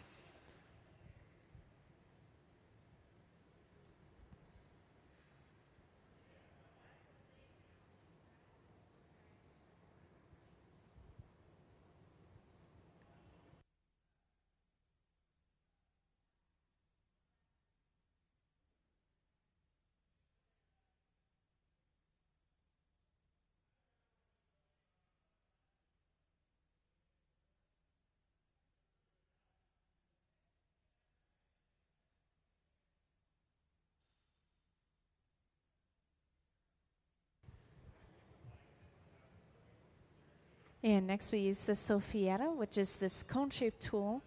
This is one of the only ways we can blow into the piece, even though we've already removed it from its blowpipe.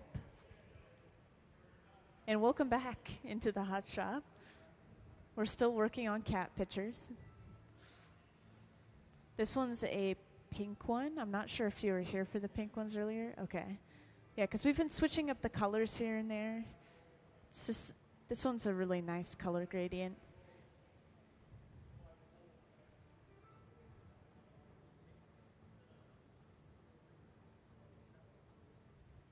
So each of these pieces has been taking about 45 minutes, I've noticed, throughout the day today. And this one, we're already really close to being done. I would assume maybe another 20 minutes or so.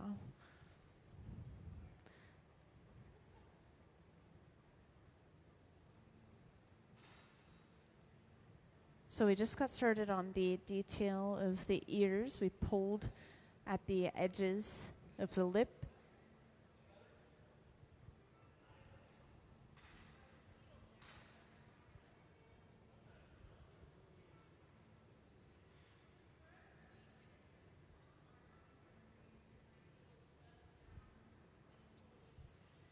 Also, yeah, the usual amount of people you'll see on the floor is about 3 or 4 people working on a team. It's very hard to blow glass by yourself.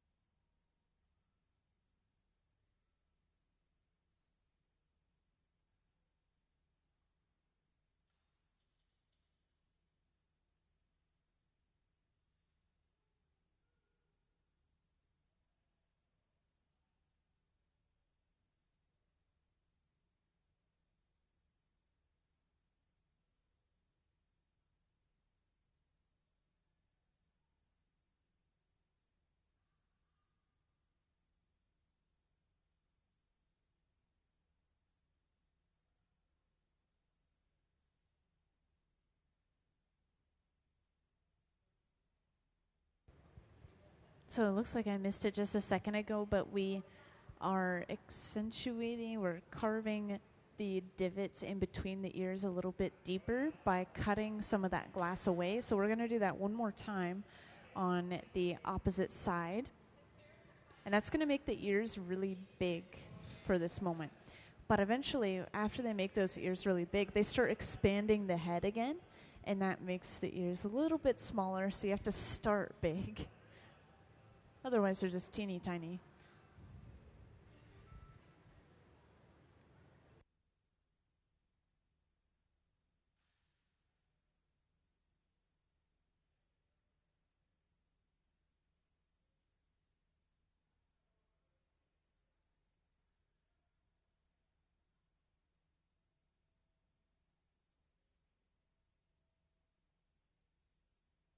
So again, Ben is using the shears and is cutting some of that glass away. It's hard to see because we're using these wooden paddles to shield his hand from the heat that's radiating off of the piece. But this is really important. As you remember, the glass is always hovering in between 1,000 and 2,000 degrees Fahrenheit, and being a couple of inches away from that is bound to be a little bit hot.